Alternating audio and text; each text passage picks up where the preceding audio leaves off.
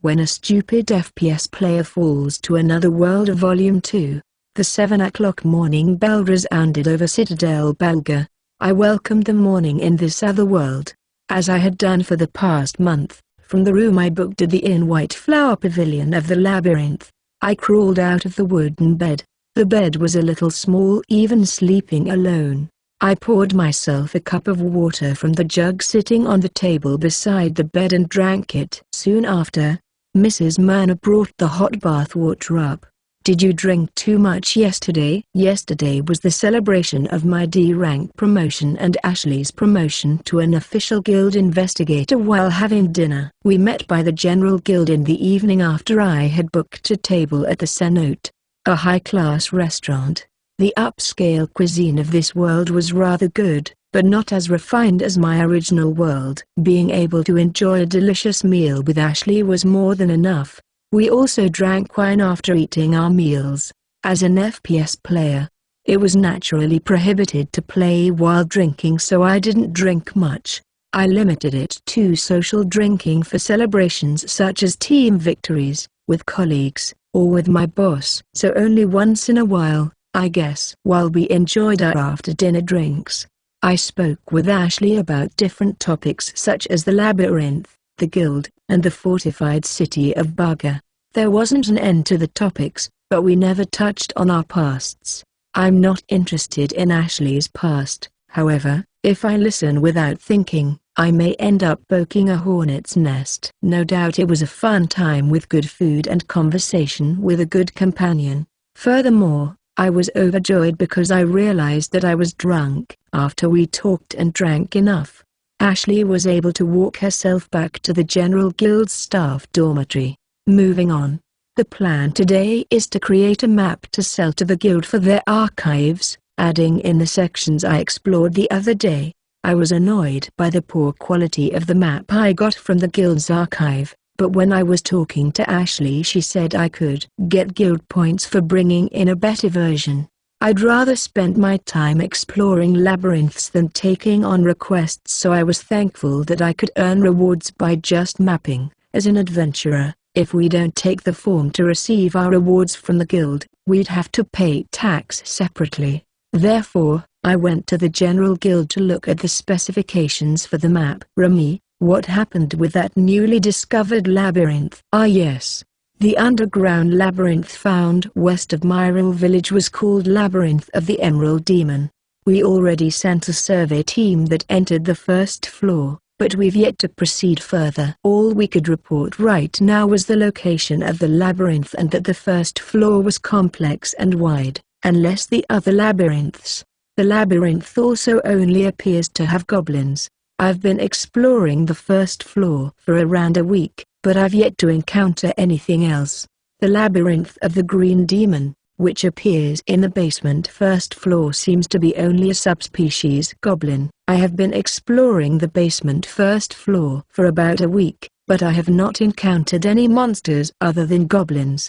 At the same time as this labyrinth's discovery, there was a gatekeeper subjugation in a different labyrinth. Because of that, there weren't enough people to proceed with this labyrinth. Gatekeepers are the names given to powerful monsters that defend the entrance. Lower level entrances, but only every 10 levels and in front of the last floor's entrance. Once a gatekeeper is killed, it won't appear again. In that same respect, it won't leave its post until it's killed. Subjugating the gatekeeper is necessary if to capture a labyrinth. What a pain. Give out a nomination request to the adventurer who can draw a map. We have to collect a team before more adventurers rush to go ahead. Following the life of the general manager, I headed to the archives. It's up to you to issue nomination requests to adventurers. However, the labyrinth near the fort city of Baga, there hasn't been a gatekeeper subjugation all year. Already the upper floors have been mapped out. This morning, I had an inquiry about map creations. This morning, I gave them the specifications for maps and arranged the tools. They gave me a complete map of Wolffang's first level. It's quite a splendid map. Do you want to see it? Oh, definitely. The map brought out by the employee in the archive was a pristine map. The lines were orderly and cleaner more than any map I've seen so far. The lines were straight, the routes were uniformly scaled, and gave an easy understanding of distance. Such maps weren't something that could be drawn with just a skill earned, but a learned skill. Please introduce me to the one who drew it. I can do that, but he's a D rank, so he can't take nominated requests. A D rank drew this? The General Guild's archive didn't have a detailed map. It wasn't too clear on locations of stairs, nor the safe room, as well as other small details. The General Guild archive employee confirmed the labyrinth's map, but it wasn't very detailed in that it needed icons. But we only needed to add icons for the stairs and safe room.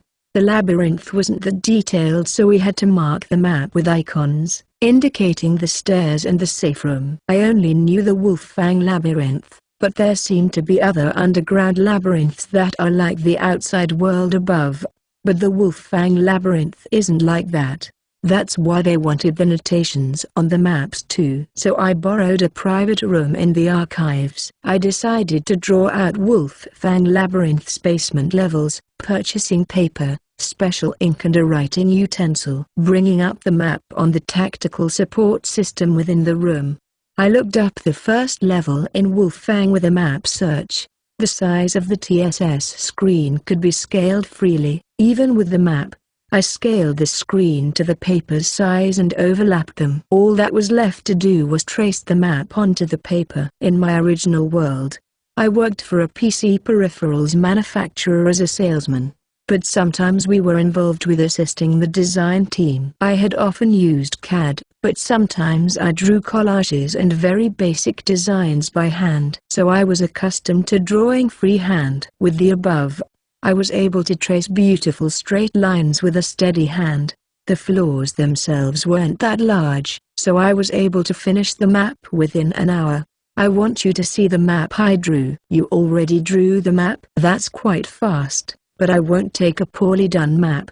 When I presented my map to the archivist, he thought I was too fast and had the map prepared in advance.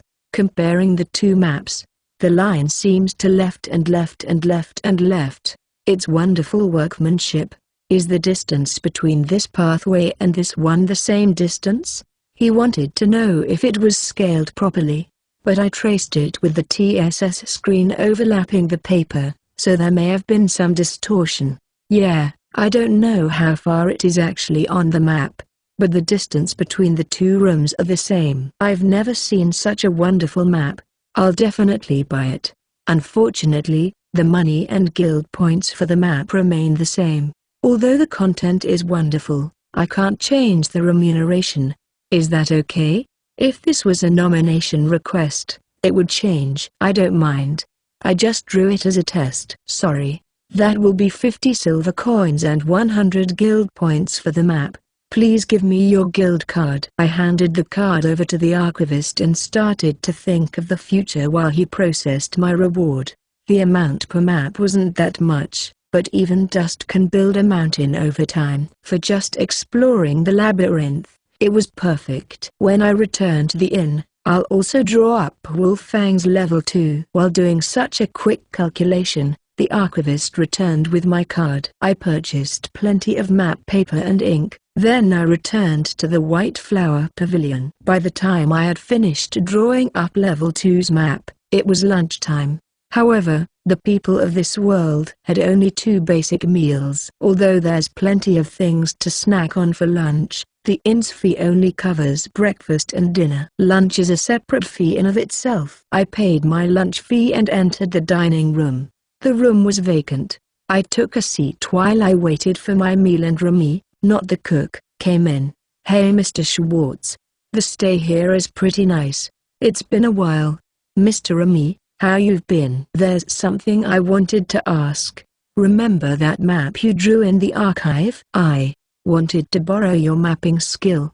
My mapping ability. Remy looked around the dining room after a long pause. He then asked if he could take a seat after seeing anyone nearby. Since there wasn't a reason to refuse, I agreed and he began to give me the details. A new labyrinth, the labyrinth of the Emerald Demon, was discovered. It appeared west of the first village I visited when I first fell into this world. However, it seems that the first floor was quite large. The mapping couldn't keep up. Furthermore, there was a shortage of maps and people who could map. It had been decided to hand out nomination requests for adventurers who could map. So he had looked at the map I drew and brought a favor rather than a nomination, since he couldn't nominate a D rank. So it wasn't a formal request via the guild. They're asking for a favor. This meant that I wouldn't receive guild points for accepting, but they'd purchase the map at a premium price. I don't mind, but there are some conditions. I'm saved, thank you. The conditions are: 1. I want your name as the map creator in the future. 2. I want to explore the labyrinth with only one person or a small number of trustworthy people. 3rd, I don't want it getting my kills and methods getting out.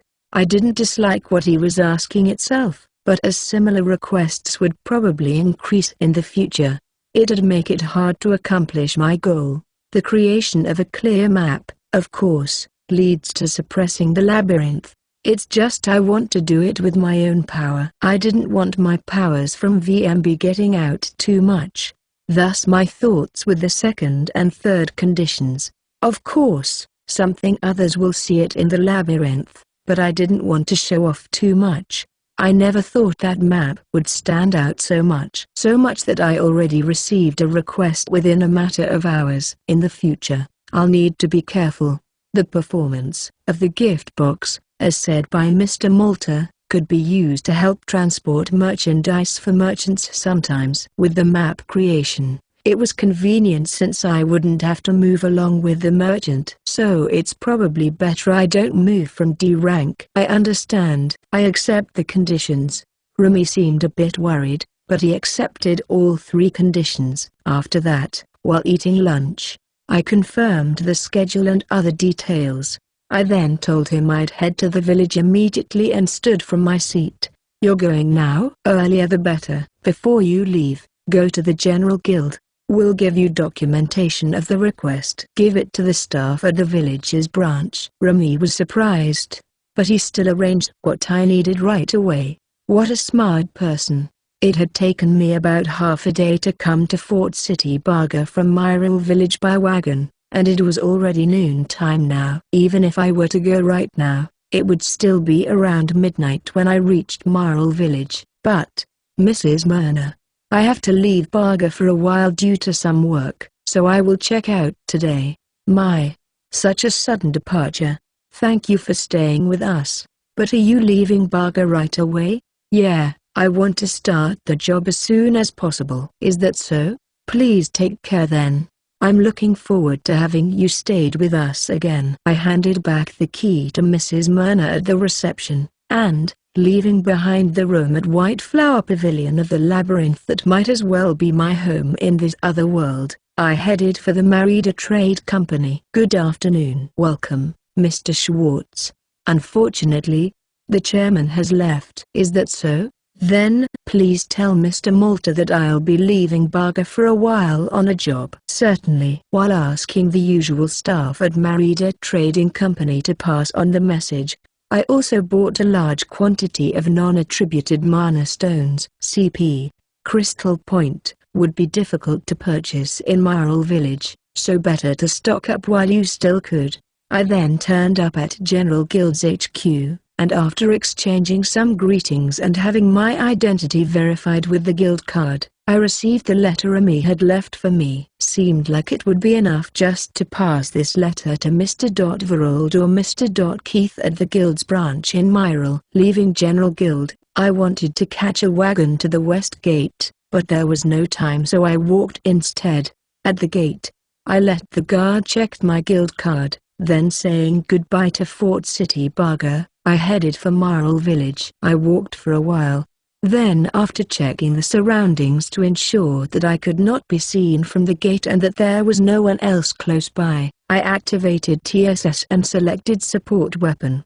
There were several support weapons in VMB: stationary remote control heavy machine guns like the sentry gun, small unmanned reconnaissance planes like the RQ-11 Raven, offensive weapons, reconnaissance machines, even mobile vehicles like what I was about to summon, all were available.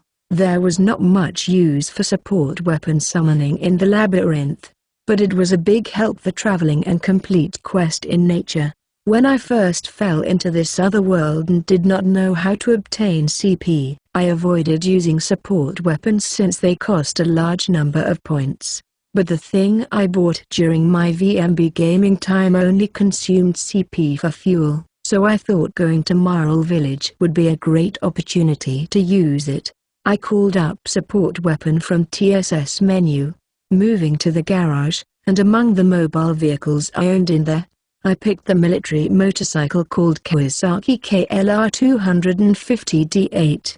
There were no military vehicles among VMB's support weapons, but mobile vehicles were abundant, both four-wheel and two-wheel types. I especially liked running around VMB's map with a two-wheel. I had never ridden a bike in the original world. That was why I wanted to run around in the VR world riding one. And so, to travel in the vast land of this other world, it had to be a two-wheel, not four-wheel. After KLR 250D8 was selected, light particles similar to the supplely box materialized, and as they convened, a dark green off-road bike, the KLR 250D8, appeared before my eyes. I got on immediately. There were 2 meters between the handles, and in the middle where you usually inserted the key, there was a starter button instead. Pushed it, and the engine would start. Vehicles summoned through TSS had the same shapes as those in the real world,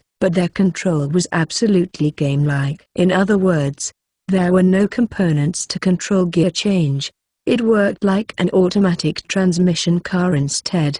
Twisting, the throttle would increase the speed, and gear would change automatically. I twisted the throttle, and together with the engine's roar, still loud despite being suppressed by the muffler, I made a run for Marl Village on KLR 250D8.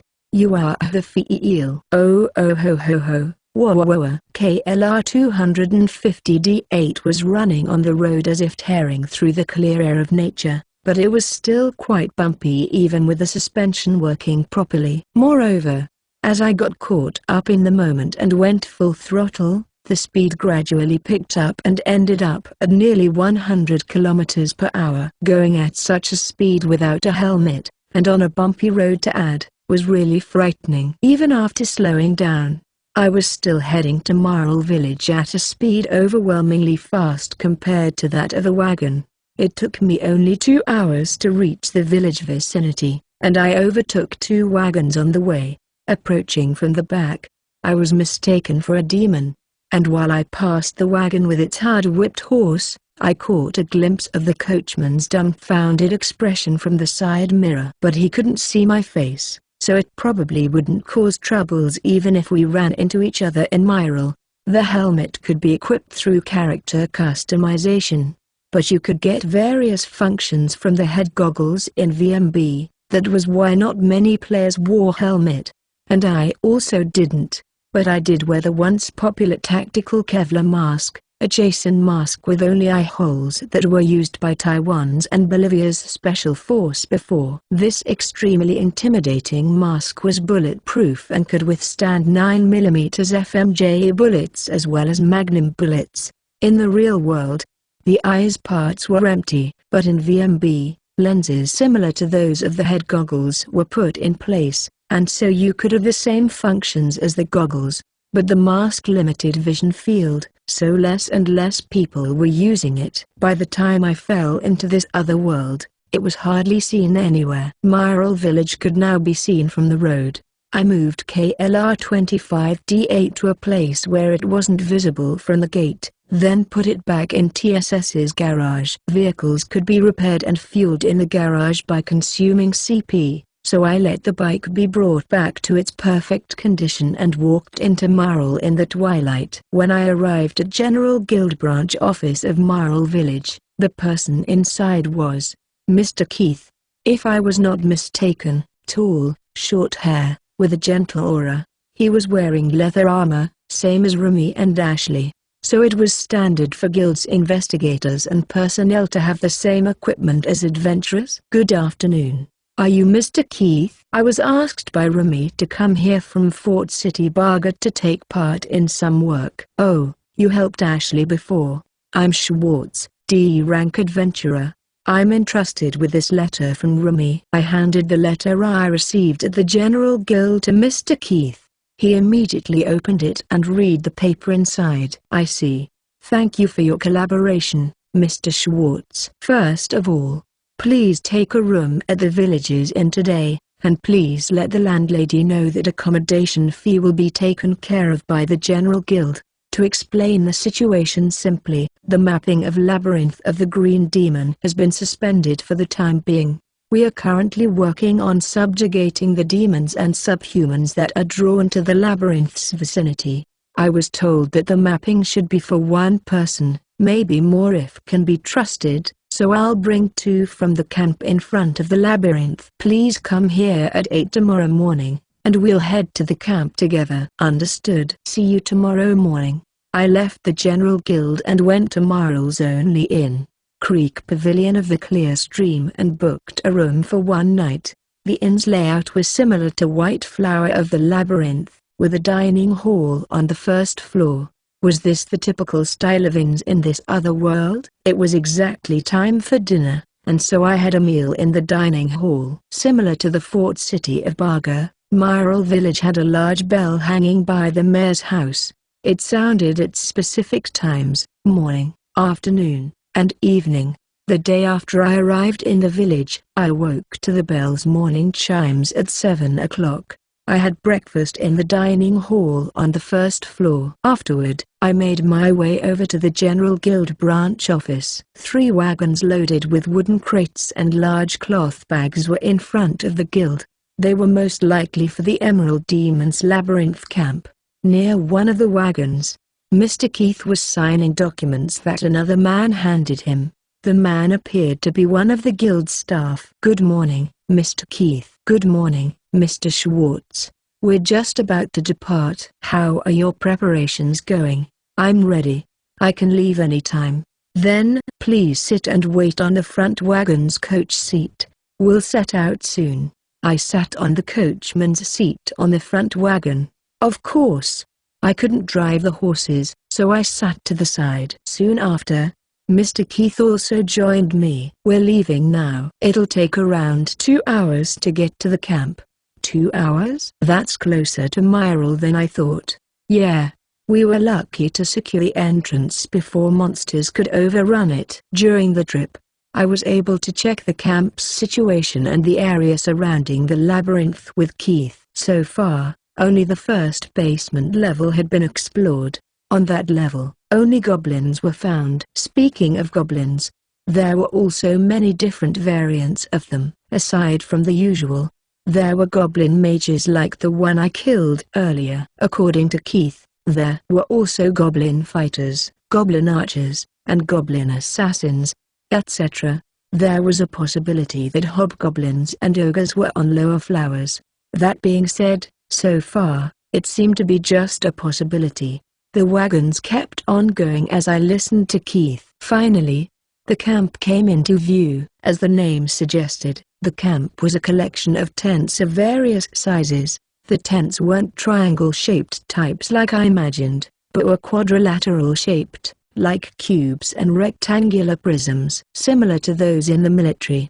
They were all neat and orderly, like a village. Here we are. This is the front-line camp for the Labyrinth's exploration team. The biggest tent is the headquarters. As Keith said, there was a tent twice as large as the rest, and if you paid close attention, you'd notice that all the other tents encircled it. The 3 wagons from Barga parked some distance away from the headquarters at a designated collection point. Mr. Schwartz will come with me to the headquarters. Everyone else, please take the packages to the warehouse. After Keith gave instructions, the men disembarked the wagons after replying cheerfully and began working, unloading and carrying the loads to the tent that was designated the warehouse. I followed Keith into the headquarters tent. Inside, several desks lined up, A board with a labyrinth's map pasted to it stood to the far end. He led me to the desk in front of the board where Mr. Verold, a staff member I met in Myril, sat. "Welcome back, Keith. The one with you is Mr. Schwartz, I believe?" "Yes. I'm Schwartz, a D-rank adventurer. Mr. Remy asked him to work with us in mapping the labyrinth. That's why I brought him." Mr. Verold wore glasses and was of small stature. "So the other world also has glasses?" I thought curiously. Verold and Keith were the two in charge of the branch office in Myril along with the camp. I listened to their detailed explanation while looking at their half-constructed map of the labyrinth. It was then decided that we'd start the exploration just past noon. "Until the map is completed, please stay in camp. Someone will show you to the sleeping quarters later. We have to share sleeping quarters here, so please understand." On the other hand, the cartography area is exclusive. It's small, but we'll prepare a curtain. "I understand. Thank you for the consideration." "About the exploration. Will I go alone?" "No. You'll take 2 people from camp. I know of Mr. Schwartz's combat skills, but I can't send you alone in there." "Keith, could you please call Mitch and Frau here?" "Sure, I'll go now." "All right. Not disclosing them was my condition, but it starts to hinder the job." "Then it won't matter." "Thank you." "While we're on this subject, how much combat ability do you possess?" "That's difficult to explain. I haven't explored any lower than the 3rd floor of the Wolffang Labyrinth, but I didn't have any injuries getting there." "So that much?" "Not injured. That'll be enough for the 1st level for this labyrinth." At that point, Keith and 2 other women entered the tent. Here they are. Mitch the Beast Woman and Frau the Elf. "I'm a B-rank adventurer, Mitch from Sasamqua." "Naya. I'm also a B-rank adventurer, Frau of Sasamqua." "I'm Schwartz, D-rank adventurer." Of the 2 women that came, one was a beast woman called Mitch. She appeared to be a cat hybrid. She had ears poking out from her red hair, and her body, slender and supple, contrasted against the 2 huge breasts protruding from her chest. Frau, on the other hand, was a slender elf with long, straight blue hair that reached her waist. Unlike the leather armor Mitch had, she wore a belt-fastened robe, showing off her slim waist.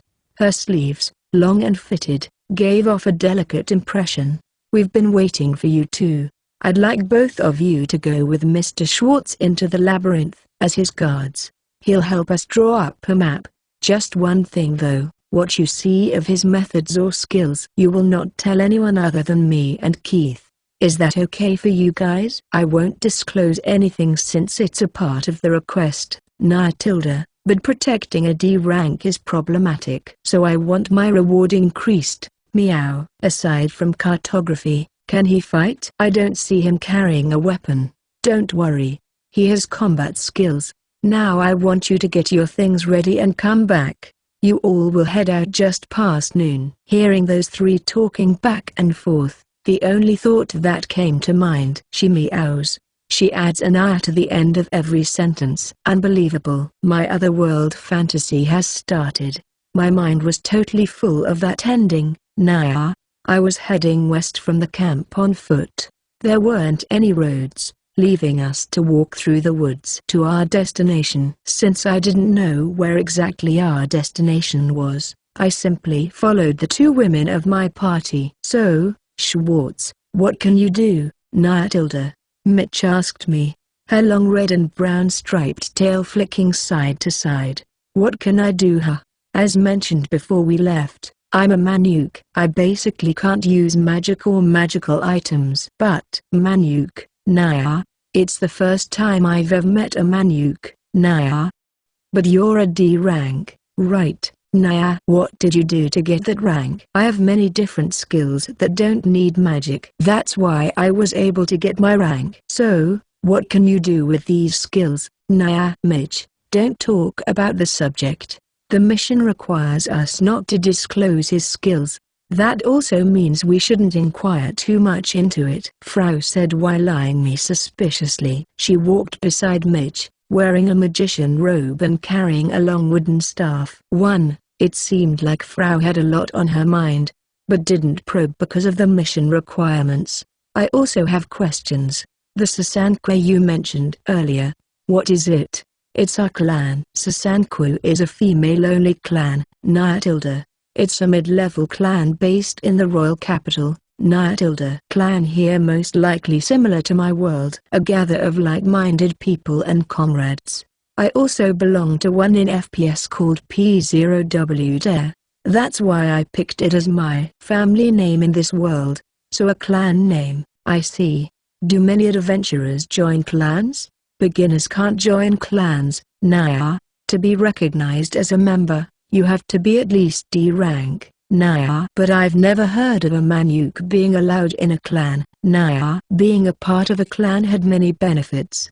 For missions too difficult for soloers, you could form a team with other clan members, thus lowering the difficulty level. Making a party with non-clan members also had the same perks. Also, missions requiring a large-scale party, such as a raid, it'd help lower it as well. But in those cases, the reward is still split among the participants. So the larger the party, the fewer rewards each individual got. In the case of a clan, the reward would be considered community property, and your payment secured. This was one thing a non-clan team couldn't provide. Furthermore, there's still the fact that the Sasankwe clan was female only. I wasn't aware of what kind of social positions women in this world had compared to mine. Just thinking about it though, they'd have to not only pay attention to the mission, they'd also have to be wary of their male counterparts. So it was a better option to join a female-only clan. While on the topic of clans, the entrance to the labyrinth gradually came into view.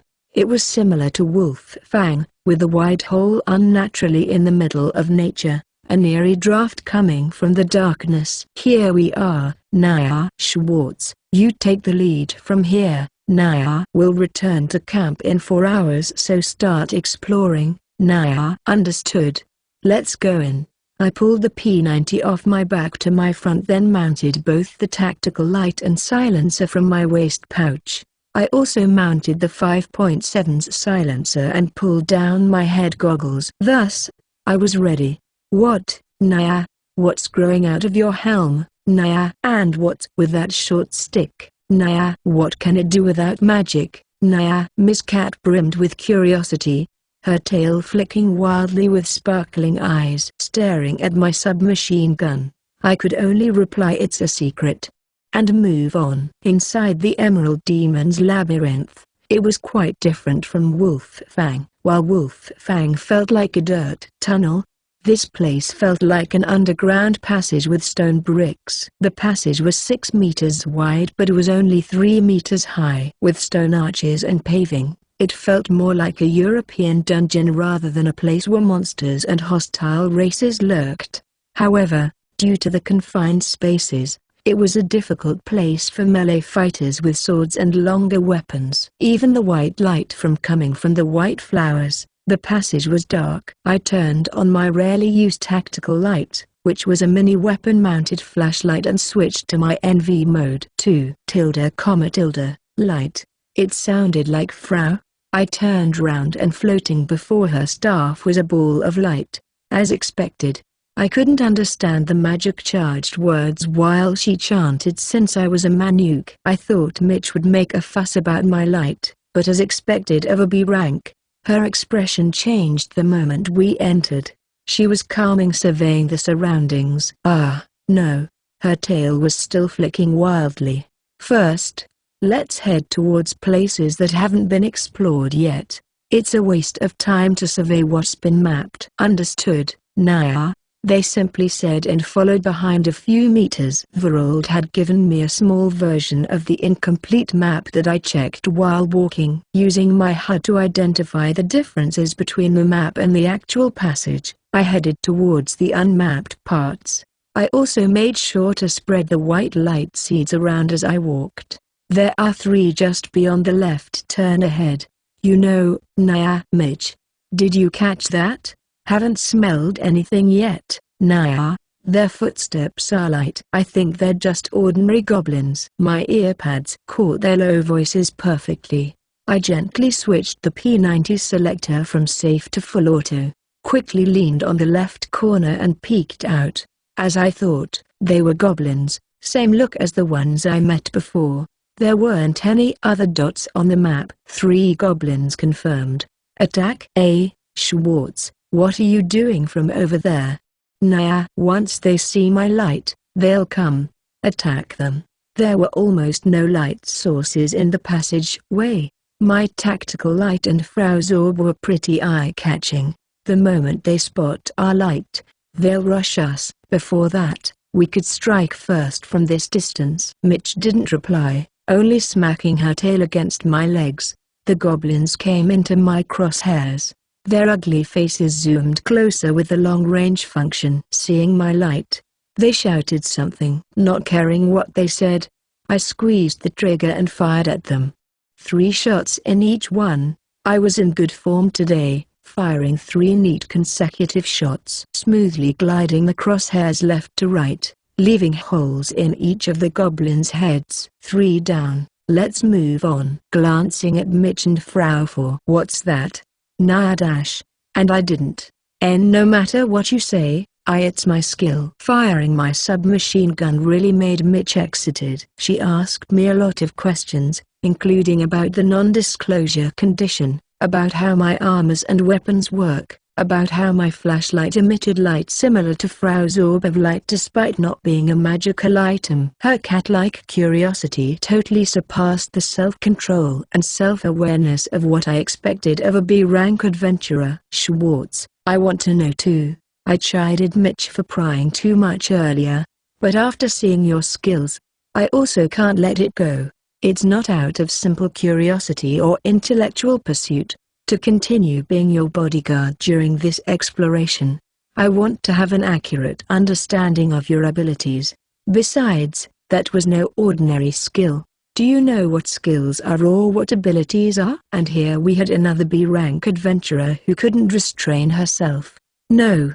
More like she wanted more information so she could do her job properly. Frau was looking at the monsters' corpses, but gave a sidelong glance to me and started asking questions. I don't know exactly what they are, but it's said that skills are active while abilities are passive, right? Well, that's the gist of it. Skills are activated at the owner's will, while abilities are always active regardless.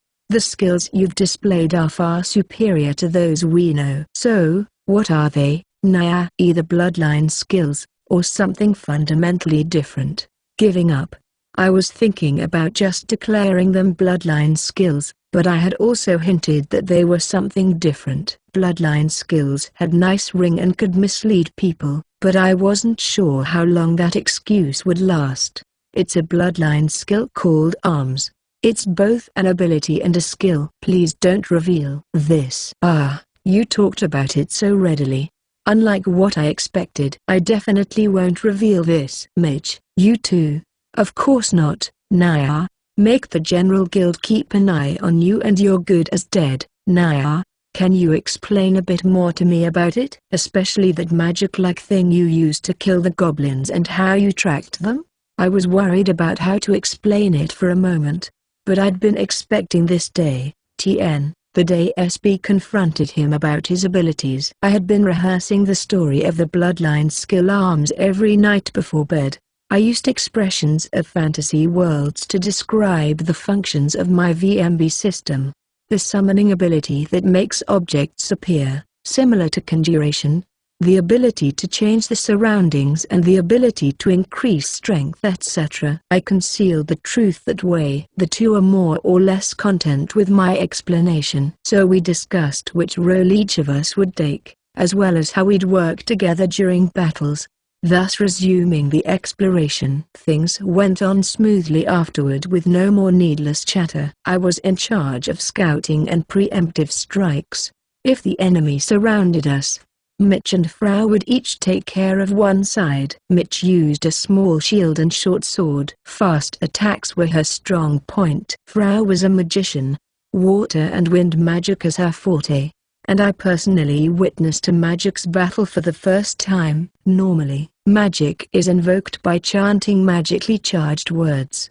However, once you became a skilled magician, you could directly tap into the power of your specialized magic attributes by calling their names. Just reciting these names could materialize their power. Magic invoked this way was less refined than magic invoked through chanting in terms of scope, strength and behavior. On the other hand, you could activate the magic with just a mental image you yourself constructed. Each method had its own pros and cons. Magic's degree of freedom was actually higher than you could imagine.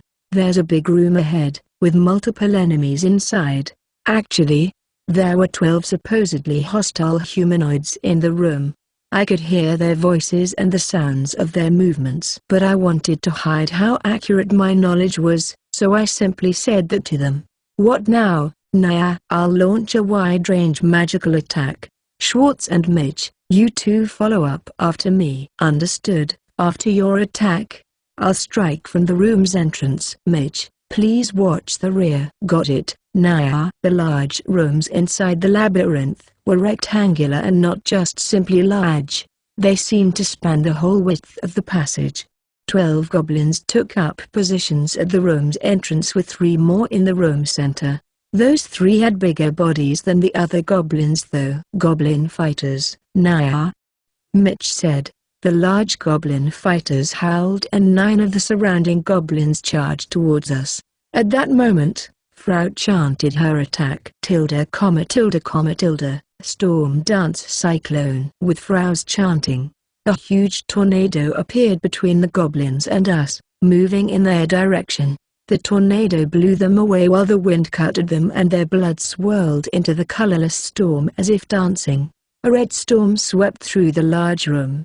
The storm gave the goblins minor injuries, so I knelt down by the room's entrance and began firing at them.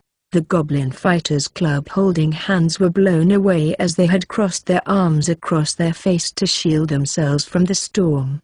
I shot them in their abdomens and knees. For the one with uncovered faces, I gave them some holes in the head. Between the storm and my barrage, the goblins were immobilized. After making sure that I was attacking, Mitch ran out and went head-hunting. When we were finished, the goblins became nothing but a pile of corpses.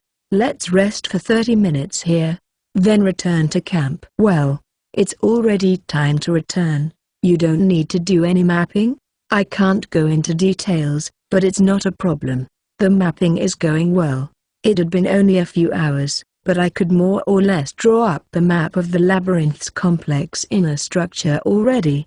The full picture was still unclear, but at this rate, we'd probably reach the second-level staircase within the next few days. Hearing my reply, Frau gave me a suspicious look. "I'm hungry, Naya." From a cloth-wrapped pack that was in her equipment bag, Mitch took out something like a bread roll filled with grilled fish and started to stuff her mouth with it. Seemed like a fried fish sandwich. I then took some jerky from my bag and chewed on it. I wanted to eat something better too, but I couldn't cook. This was a fatal fault for an adventurer, but I had no choice. I could only bear with it. Frau took a flask from her bag and poured it into a glass. It was steaming. "Does time stop inside your bag?" "Not completely. It's only slowed down. Inside, the black tea made in the morning will still be hot at night." "Is that so?" "So convenient." "I'm jealous. My bag is not useful at all. I was able to get something to use in place of the gift box. It surely wasn't a match for a traveler's bag. Besides, if I just shamelessly summoned everything I wanted, even down to a measly gift box, then what would people say about me?" "So, you should form a party, Schwartz." "If it's you, then anyone will do. But it'll be difficult for a Manuk. It's impossible for others to take my skills into consideration, even if I can tell them everything from A to Z. Besides, going solo is a lot more flexible and convenient. Parties and teams could probably go on exploring more efficiently. But I needed to consume a large quantity of non-attributed mana stones for VMB's system. VMB's power aside, I could already see myself clashing with others over the reward distribution and battle method. Besides, I didn't want others to know about my so-called resilience, aka my non-exhaustive regenerative ability. Humans tend to fear what they don't understand. I was also worried about being treated like some lab rat. I couldn't think of anything good coming from that ability being discovered. Let's get back then. Just aim for the surface. I took the lead so they couldn't sense my fear. Upon returning to camp, we reported back to Vrold and Keith at the command tent. You've worked hard. How was the mapping? It wasn't me who answered the question. Schwartz is a very capable explorer, Naya. But today we only explored. Nothing related to mapping yet, Naya. No mapping today yet, Schwartz? Yes, I did some mapping today. I can't explain how I do it. But after this, I'll note down the area explored today.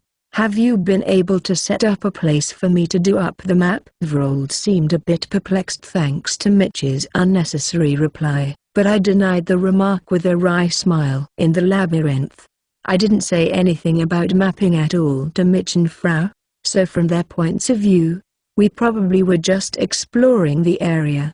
It's ready, I'll take you there. Vrold, let's leave the detailed report until after the mapping is done. When I first entered the camp, I heard from Keith about the tent that was being set up for drawing the map. Mitch whispered to Frau. Have you checked it, Naya? Of course, she hadn't. Since they weren't to inquire about my methods. Frau whispered back. I haven't. But seems like there won't be any problems. Schwartz, how long will it take you to draw the map? If I have 1 hour, I can draw something simple. Well then, come back here in an hour. Dinner will also be brought here. Understood. Then, if you please, Keith. I bowed lightly to the other three before following Keith to the mapping tent. Mitch, Frau, thank you for your hard work. How was he? He had no problems exploring the labyrinth. Rather than that, he was so capable that we had it quite easy. About the mapping, you can see for yourself once it's done. Schwartz wants to hide his skills, but it's useless. Naya. Rumors will spread soon and then the competition to recruit him will start. Naya. Competition? He's just a D rank with no achievements, isn't he? His ability to track enemies is on par with Beastman, and his ability to see in the dark is better than the average Beastman. His long-range attacks are powerful, faster and stronger than a bow. He can even draw maps. Of course, there will still be PT, but the number of clans that want him won't be small. TN. Probably probation time. If Schwartz was female, I'd definitely recruit him to Sasanqua. Naya. I see. Unaware that my worth was being discussed, in the tent Keith led me to, I was mapping. The tent was rectangular and about 4 atomies wide. Aside from a desk, they also prepared several candle-lit lanterns in consideration of me being unable to call up light with magic. Looking at this, the labyrinth is just like a maze at a theme park. The Emerald Demon Labyrinth was wide and full of weird turns, many of which led to dead ends. You'd just get lost in some dead end if you didn't go in with an accurate map. No wonder they couldn't even explore the first floor completely. But it was different in my case. The auto-mapping function could automatically display the area within a 150 meters radius. I didn't need to take a turn to know if it led to a dead end or not. We probably wouldn't have any trouble getting to the second-level staircase. Actually, we had avoided all the dead ends during today's exploration. As I understood, what they expected from me was to extend the exploration range ASAP, even if it was just a little bit further into the labyrinth. TN, meaning he deliberately avoided all dead ends so they wouldn't waste time wandering around. The map was completed in exactly 1 hour. Once done, I headed to the command tent along with the finished result, a map of the area explored today. I've made a map what was explored today. Vrold, Keith, Mitch and Frau were waiting for me inside. They took the map from me immediately and checked it out together, humming their approvals all the while. As expected from someone whose assistance Rumi has specifically requested, It is the first time I've seen such a detailed map. Schwartz. We'll rely on your help again tomorrow and later too. Dinner is on the desk over there. Please eat while it's still warm. Thank you. I moved away from the group to the desk with dinner laid out on. Seemed like it was bread and soup today. It was some kind of stew that reminded me of tojiru, tien, pork and vegetable miso soup. The broth was white with big chunks of vegetables and some kind of meat. The other four were still standing around the map, talking in low voices when I started to eat. Normally, you wouldn't be able to hear anything from this distance, but my earpads picked up their conversation perfectly. Seems like there's no question about this map's effectiveness, Vrold. The ones we have so far are unsatisfactory. That's also my thought, Keith. We've been asking the monster sweeping teams to map for us, but it's unreasonable to expect something so detailed from them. We're going to have to rely on Schwartz to map the whole place. We didn't take this path at all. This one too. Nah, what do you mean? He can map route he did not take? Well, Schwartz took the lead while exploring.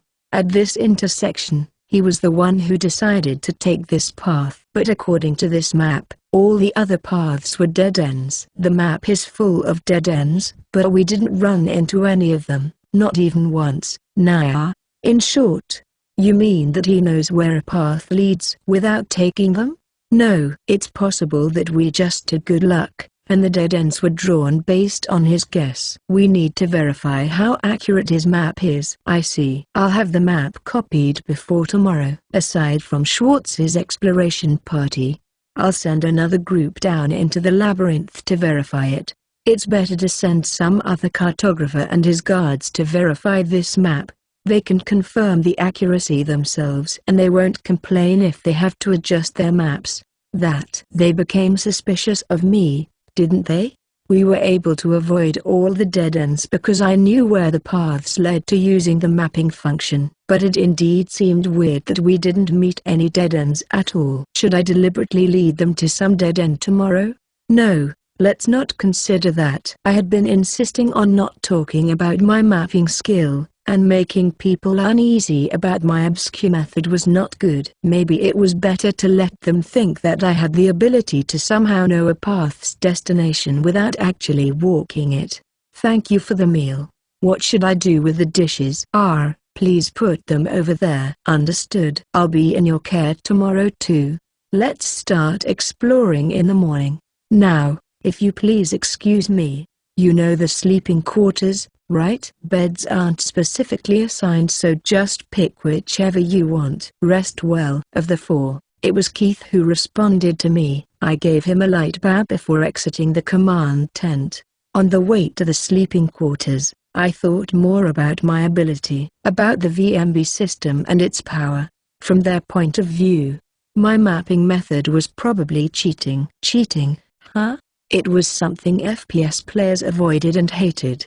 The so-called program tampering, which destroyed the game's balance purposely, also led to the demise of many players. To this other world, I was a foreign existence, a cheat rather than a bug. I was not someone who used bugs to dupe, but a cheater who intentionally used external tools to alter the world. I felt nauseated. On the second day of the exploration, Mitch, Frau, and I headed for the labyrinth after breakfast. The area we explored yesterday was added to the map, and we pushed through the first level with it. When we were leaving camp, we heard from Vrold and Keith that a survey team would be entering the labyrinth after us to verify my map's accuracy. The one mentioned last night. From what I heard, I was to redraw the parts that had already been mapped before I came, but we had to proceed with our exploration regardless. Once through the first level, we'd come to a large second level. The route I had mapped yesterday was on the opposite side of the route done before. So, we needed to confirm as soon as possible whether this route led to the second level, to the same destination as the old one, or intersected with it. Let's pick up our pace a bit and not stop until we reach the large room from yesterday, okay? Sure. Nah, okay. Since we don't know the size of this labyrinth, It's better to check out the unexplored areas as soon as possible. Both Mitch and Frau agreed with me. P90 at the ready and muscle pointed down. I picked up my speed. I moved forward at a steady pace, faster than walking, but slower than running. My body wouldn't tire out at such a speed, as expected of B-rank adventurers. The other two moved with ease without being out of breath. Even Frau, a magician, didn't seem to have any difficulties at all.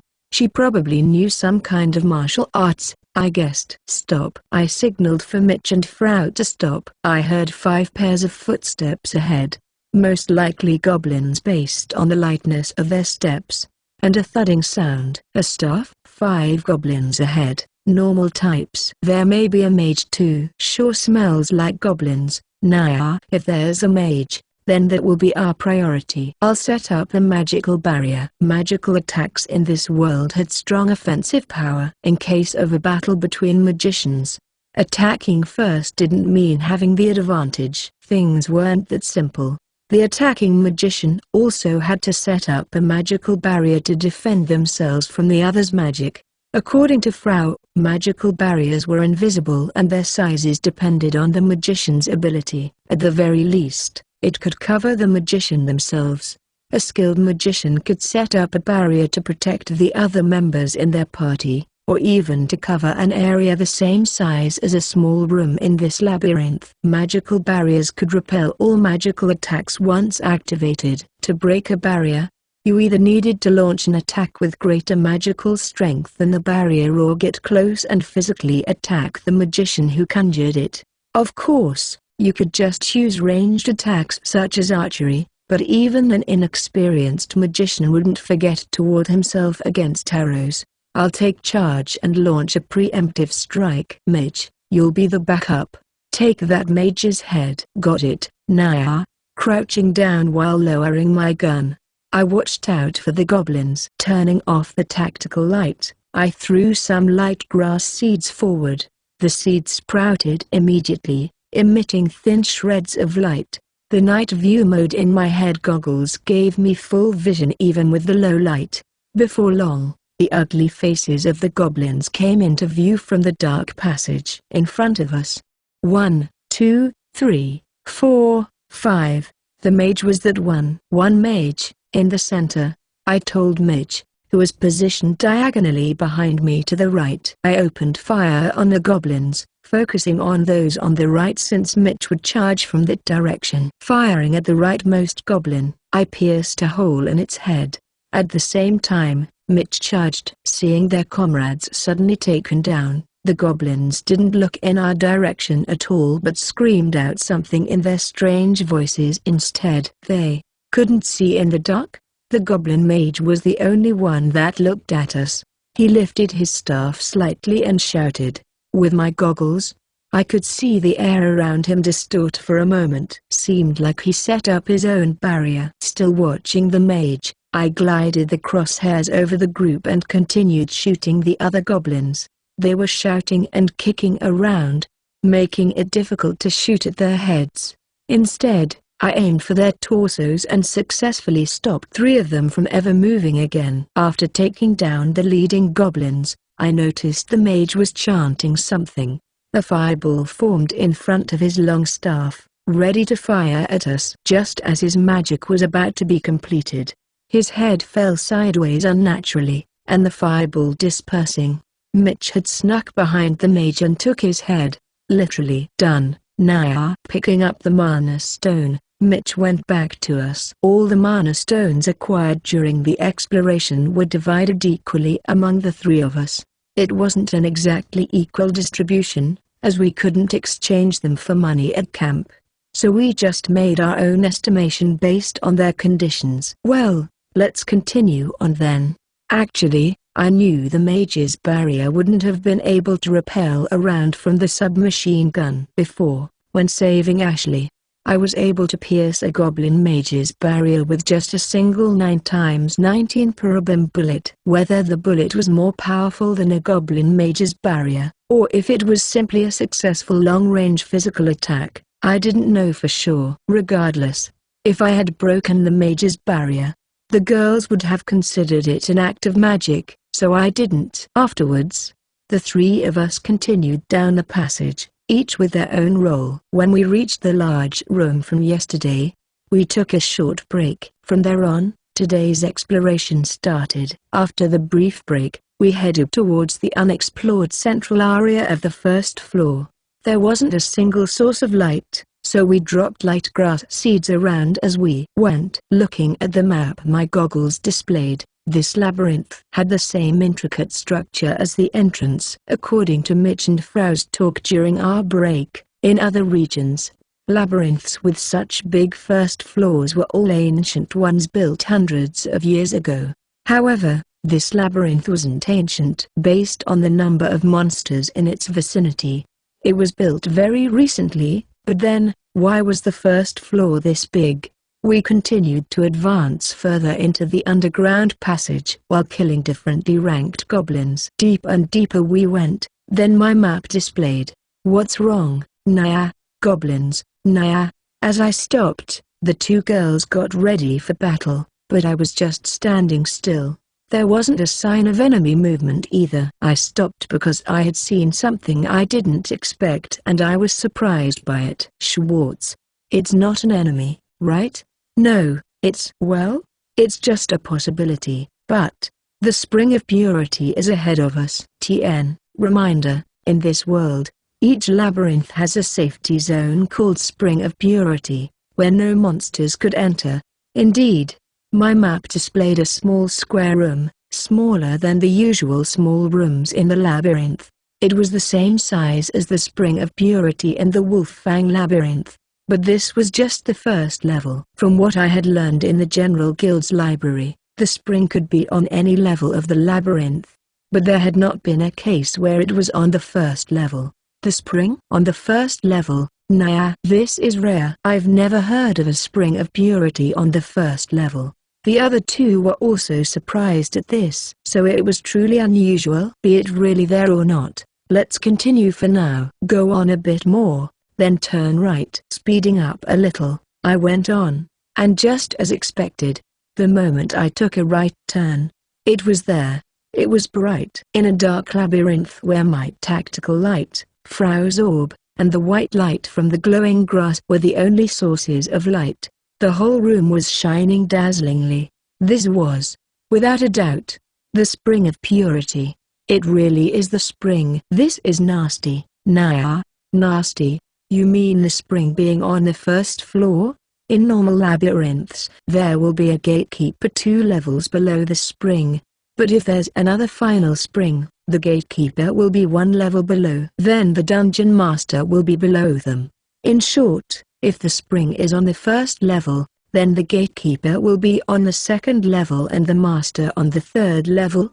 No, Naya. This labyrinth is way too big compared to others. Naya, if it was another labyrinth, we would have reached the second level already with the distance we've covered. Naya, if we continue, it's very likely that we'll cover 2 more levels. Naya, in short, it's very likely that the gatekeeper and the dungeon master are ahead of us. Naya, it's better to return to camp and report it to Vrold and Keith about the spring. Agree, Naya. I understand.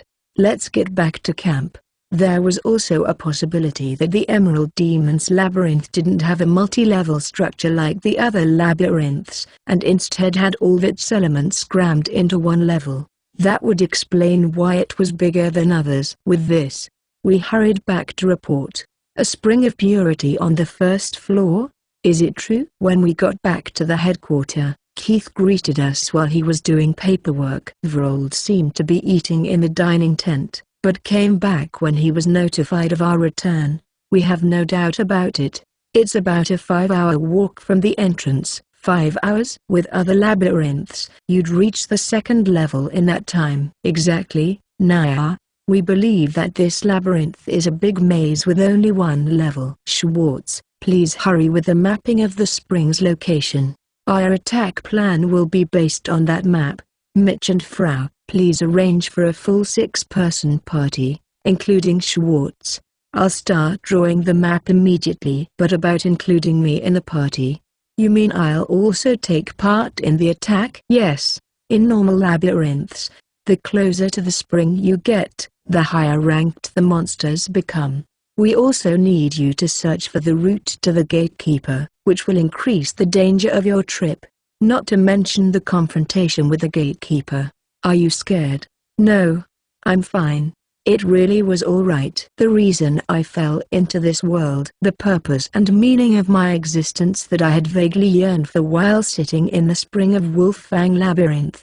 It was to conquer labyrinths. This was a good opportunity. I could confirm how my power, the VMB system, fared against the monsters in this labyrinth. Such knowledge would surely be useful when I confronted the gatekeepers and dungeon masters by myself later. TN. Plurals. Since I think he was talking about the future, when he would conquer labyrinths by himself. Keith. We'll go to Barga tomorrow to get some Sasanqua members. We'll be back the day after. Understood. Frau. While you're there, please bring our report to the General Guild. I'll write it after dinner. I understand. Mitch, let's go have dinner. Schwartz. There'll be no exploration tomorrow, so see you the day after. Okay. Please excuse me, I'll go draw the map now. Exiting the headquarters, I went to the tent especially prepared for me to map. I drew the area we explored today on a new piece of paper. Then I made a simplified version that only focused on the route from the entrance of the labyrinth to the spring. When I was done, the sun had already set and the fires had been lit. Keith and Vrold were waiting for the map in the headquarters. I gave it to them, and went to the dining tent to take care of my hunger. Mitch and Frau rode to Barga on horseback the next morning. As for me, I went back to the mapping tent, not to map, but to check and organize my equipment for the attack tomorrow.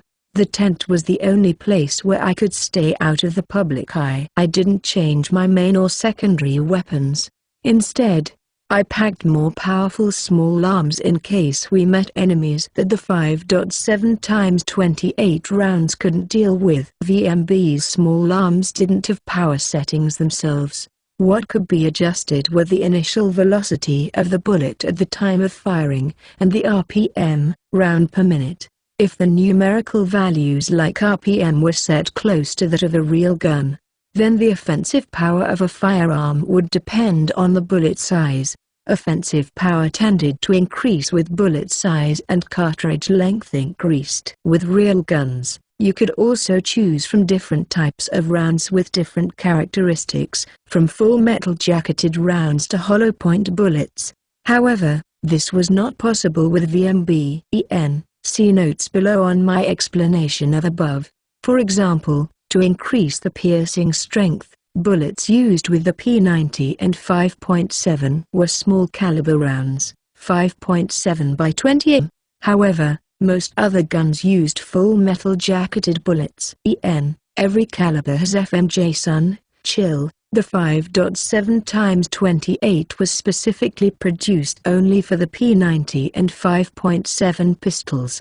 I needed something more powerful than the 5.7x28 round. Either the 7.62x39 or 7.62x51 NATO would be appropriate. I opened the small arms tab in the TSS inventory and began choosing. Among all the firearms I collected during the 3 years I played VMB and the ones I purchased from the shop, I had quite a lot of choices. So I summoned my favorite rifle, the FN Scar H, black model, an ARF battle rifle from FN, the same company that developed the P90 and 5.7. This rifle was specially developed for the U.S. Special Forces. The H in its name stood for heavy and was chambered in 7.62x51 NATO. Its magazine factory standard magazine could only hold 20 cartridges, but it boasted high offensive power. I decided to choose this gun to use in case the 5.7x28 were not enough.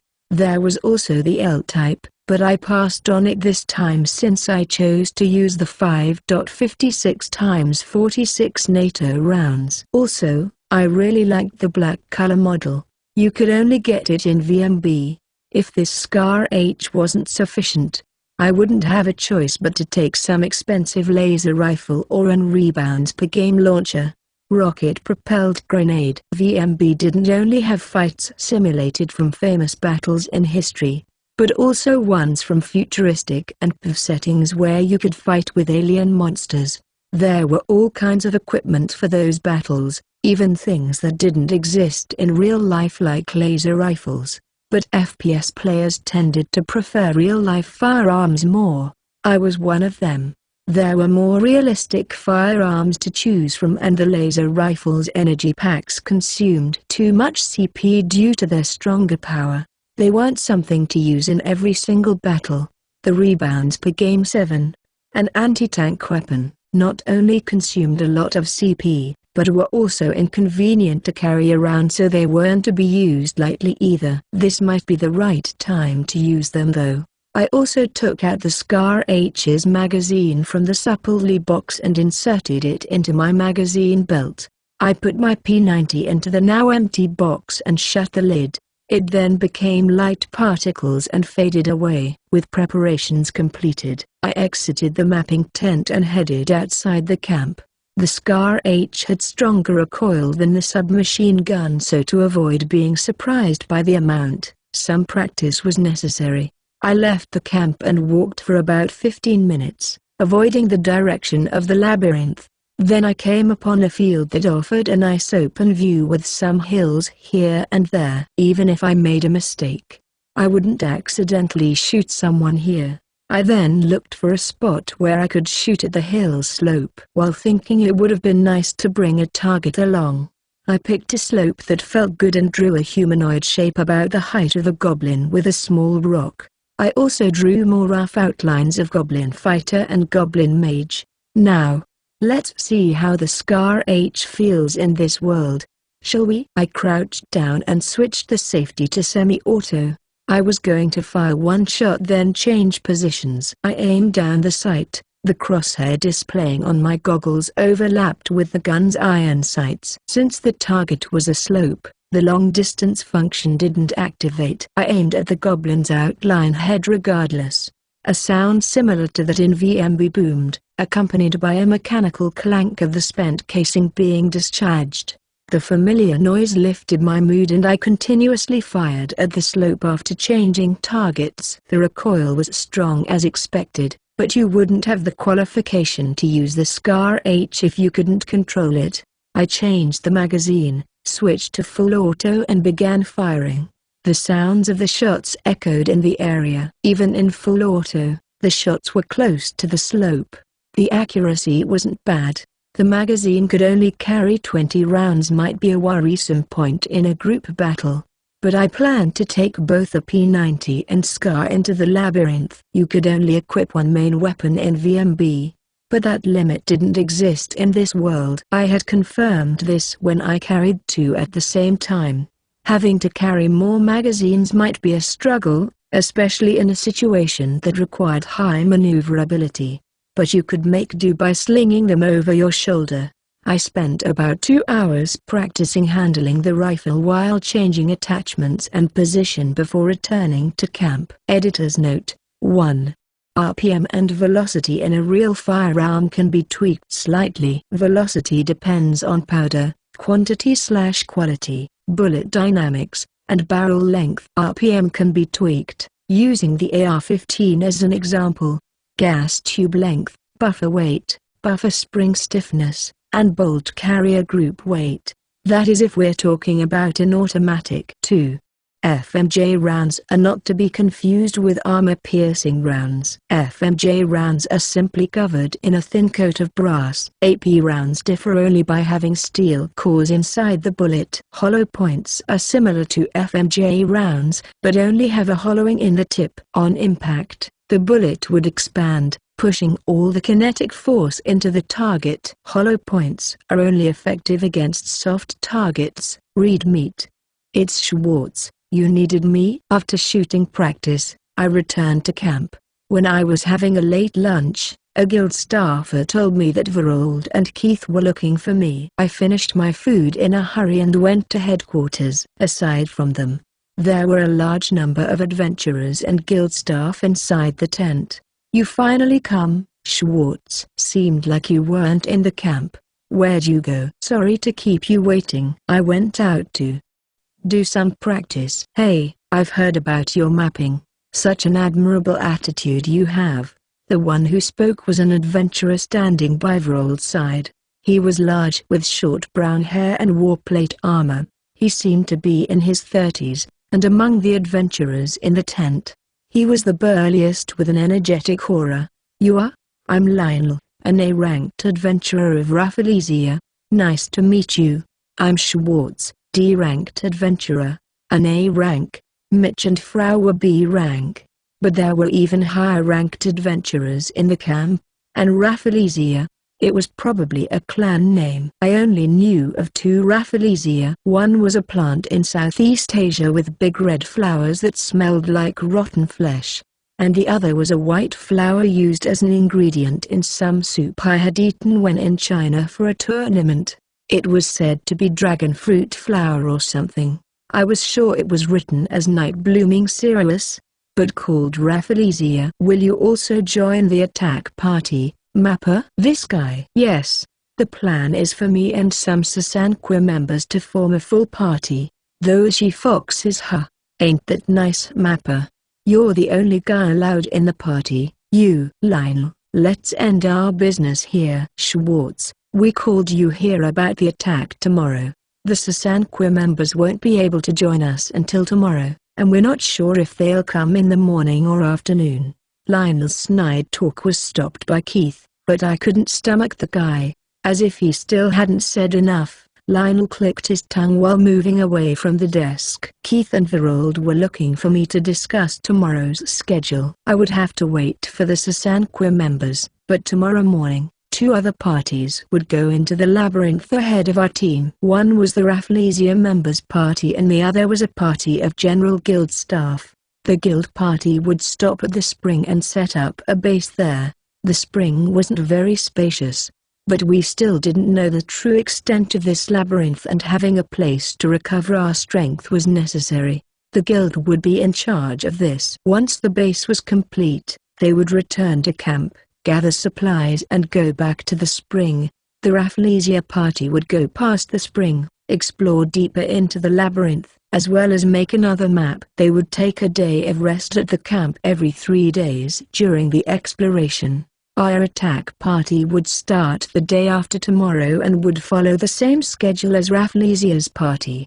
At the same time, a group of knights that formed up to conquer the labyrinth would come from Baga. They'd also follow the same schedule to ensure there would always be one attack party in the labyrinth. While we were discussing these things, Lionel was talking to the other members of Rafflesia. Their lineup was like this: Lionel as the vanguard and the two female mages as rear guards. Of the remaining 3 members, 2 were in light equipments and the third was a guy who was almost 2 meters tall in plate armor. He looked even bulkier than Lionel. All the Rafflesia members were human. One of the guys in light armor approached us when he noticed our discussion had finished. You must be Schwartz. Do you have a minute? I'm an A-ranked adventurer of Rafflesia, Will. I'm the one in charge of mapping in our party. I've seen your map. He extended his hand to me. Does this world also have handshakes? Well, probably. I clasped my hand with his.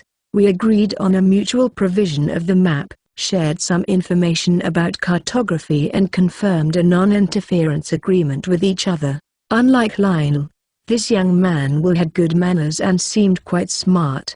His short brown hair was well cared for and had a shine that didn't suit an adventurer at all. In short, he was well groomed for an adventurer. So such an adventurer also existed, but deep down he probably was like Lionel. He kept talking as if Lionel's lack of manners earlier was nothing. Seemed like it was a normal thing for these fellows. Will, please feel free to use the spring to draw your map. I will clean up a small room in front of it to use. Is it alright? No problem at all. I can't concentrate when being watched, so I'll prepare some quiet place to work. Vrold. Keith. Excuse me, but is it alright if I bring some tools from my mapping tent into the labyrinth? Remy especially prepared them for you, so use them however you want. Thank you. Then please excuse me. The Rafflesia and guild parties headed to the labyrinth the next morning. I was to leave the day after, and I also had some free time until the Sasanqua members arrived. I used the time to sweep the area around the labyrinth in place of the Rafflesia team, crushing the monsters being called in by the labyrinth. I also took this chance to get some practical training with the Scar, how it felt maneuvering while carrying the P90 and how to switch magazines, whether or not a goblin could be killed with a single headshot, how the gun's penetrating power is. I needed to verify those things to see if the rifle was a good choice or not. The gun only affects accuracy, velocity, not penetration. Don't worry, it will penetrate. In my original world, everyone in the hunting scene knew that intermediate rifles weren't sufficient for large beasts. But 7.62 × 51 NATO rounds in VMB were surely more powerful than anything a real gun could fire. How do I know this? Because goblin heads would burst open when I landed headshots. Human heads didn't get blown clean off the necks when you shot them using a real firearm with the same caliber. I found its power reliable, but frightening. This couldn't be used on people. That time in Barga when I had gotten into a scruff with a group of adventurers at the second-hand shop, I had shot them in the knees with my 5.7. 5.7s used the 5.7 by 20 NATO rounds, which had decent penetrating power, so they went cleanly through the knees. If I had used the 7.62 by 51 rounds, there was no doubt that not only would the knees have burst, but the whole leg would also have been blown off. Not just this caliber, but I also had to confirm the power of my shotguns and sniper rifles as soon as possible. I had so many small arms that I didn't even remember the amount anymore. To choose the most suitable firearm, not only for this labyrinth but others I would conquer in the future, I needed to fully grasp the power of the VMB system. With these thoughts, I hunted the monsters in the labyrinth's vicinity. I didn't take any of the raw monster materials though. I tried to skin a glass wolf, but my hands and the surroundings were covered in blood halfway in. I ended up vomiting. So I swore to take only the mana stones. I cleaned the labyrinth's surroundings for the whole morning before returning to camp at noon for a break. There I found a group of female adventurers in the dining tent, two of whom I recognized. Ah, he's back, Naya. Welcome back, Mage, Frau. We just arrived a little while ago. Let me introduce you to our Sasanqua members. Marinda, a heavy combatant, Miu, a swordswoman, and Lapitilicabaga, a magician. I'm Schwartz, a D-ranked adventurer. Nice to meet you. I'm Marinda, a ranked adventurer of Sasanqua. Nice to meet you, Schwartz. It was rude to say, but it was difficult to think that Marinda was a woman. She was even taller than me. Probably 190 centimeters in height or so, with close-cropped red hair and tanned skin. Maybe she was from the same town as Remy. She had well-defined features, but exceptionally big physique. Her arms were several times thicker than mine. Miu, a ranked adventurer from Sasanqua. Nice to meet you, TN. She spoke in a very curt manner, so shortened sentences. Miu, on the other hand, was slender, with long black hair pulled together to rest at her back. She felt like a Japanese black-eyed beauty. She had an intense gaze when she looked at me. She was a swordswoman, but the sword at her waist didn't look to be Western style. There was a slight curve to it, so maybe a katana? I'm Lapitilicabaga, C-ranked adventurer from Sasanqua. Please call me Lali. Nice to meet you, Schwartz. Lapitilicia was the youngest of the group, everyone including myself being over 20, but she still looked to be in her teens, and not even 150 centimeters tall. She had short blonde hair and wore a white priestly robe. And her name was Baga? She used full name, so maybe she was from a noble family. Was the Baga in her name the same as the fort city of Baga? So this girl was the daughter of a lord. Lali is the third daughter of Baga's lord, Duke Franklin Baga, Nah, but she is training with Sasankwa, so don't care too much about that. Nah, is that so? Nice to meet you. Mitch probably had sensed my astonishment and decided to mess with me. We discussed the exploration in the tent, confirmed each other's skills, and the team's lineup. When arrangements were completed, the sun had set completely. We headed out to the labyrinth the day after the Sasankwa members arrived. My role in the party was to scout. I would lead the way and keep an eye out for enemies as I walked through while reading the map displayed on my goggles. The others were checking the map the guild staff had copied from mine to verify the accuracy. Schwartz's map is amazing. This is the first time I've seen something like this. It doesn't only show the shape, but also helps us grasp the distances. TN, Marinda was using the masculine pronoun. Our cartographer should learn from him. Marinda and Ryu talked while reading the map. The current lineup was 1-2-2-1 with me leading, Marinda and Ryu next, followed by Frau and Lali, and Mitch at the rear. I wasn't sure if this lineup was correct or normal, but it had been decided that I would take the lead. So the Sasankwa members naturally followed behind in their usual formation. In order to accustom ourselves with fighting in the labyrinth, we fought with Marinda, Ryu, and Lali as the core until we reached the Spring of Purity. Marinda was a heavy combatant as well as the shield of the party. She used a short-handled double-edged axe and a large shield about 1 meter tall. The shield was a scutum-styled shield, a large but slightly curved on the sides shield, popular during the Roman era. She used the shield to stop goblin attacks and knock them down, then finished them off with the axe. Ryu's sword definitely resembled a katana, but it wasn't an actual katana. The guard was different and there was no hamon, but the sword's shape was definitely like a Japanese katana, single-edged and narrow with a curve. TN, from Wiki, hamon, from Japanese, literally blade pattern, is a visual effect created on the blade by the hardening process. The hamon is the outline of the hardened zone, yakiba, which contains the cutting edge. Blades made in this manner are known as differentially hardened, with a harder cutting edge than spine, mune. For example, spine 40 HRC versus edge 58 HRC. Ryu's sword gave off a very strange feeling, as if the swordsmith had intended to forge a katana but abandoned his work halfway and consented with a katana-shaped sword. Regardless, Ryu's swordsmanship was truly amazing. She seemed to favor killing opponents with one slash, cutting the goblin's head with one sword stroke before giving a final stab to the heart, all of which flowed smoothly together. As for Lali, she seemed to play the support role, providing support buffs to Marinda and Ryu. These buffs had a lot of effects, from helping the target's magic circulate more effectively, increasing physical strength, to forming magical barriers. By the way, last night, we had a heated discussion about whether to include Leela's title when talking or not. I had a habit of calling everyone I was acquainted with San, and I had almost never called anyone by name only. Basically, speaking courteously could be considered a part of my character, but Lali thought that I was calling her that way because she was a lord's daughter. She insisted that it was not necessary and that she was younger, so there wasn't a need to use any title. In the end, we agreed with using San to simplify things. TN, he was probably calling her Sama or SMTH. The Spring of Purity is just past this small room.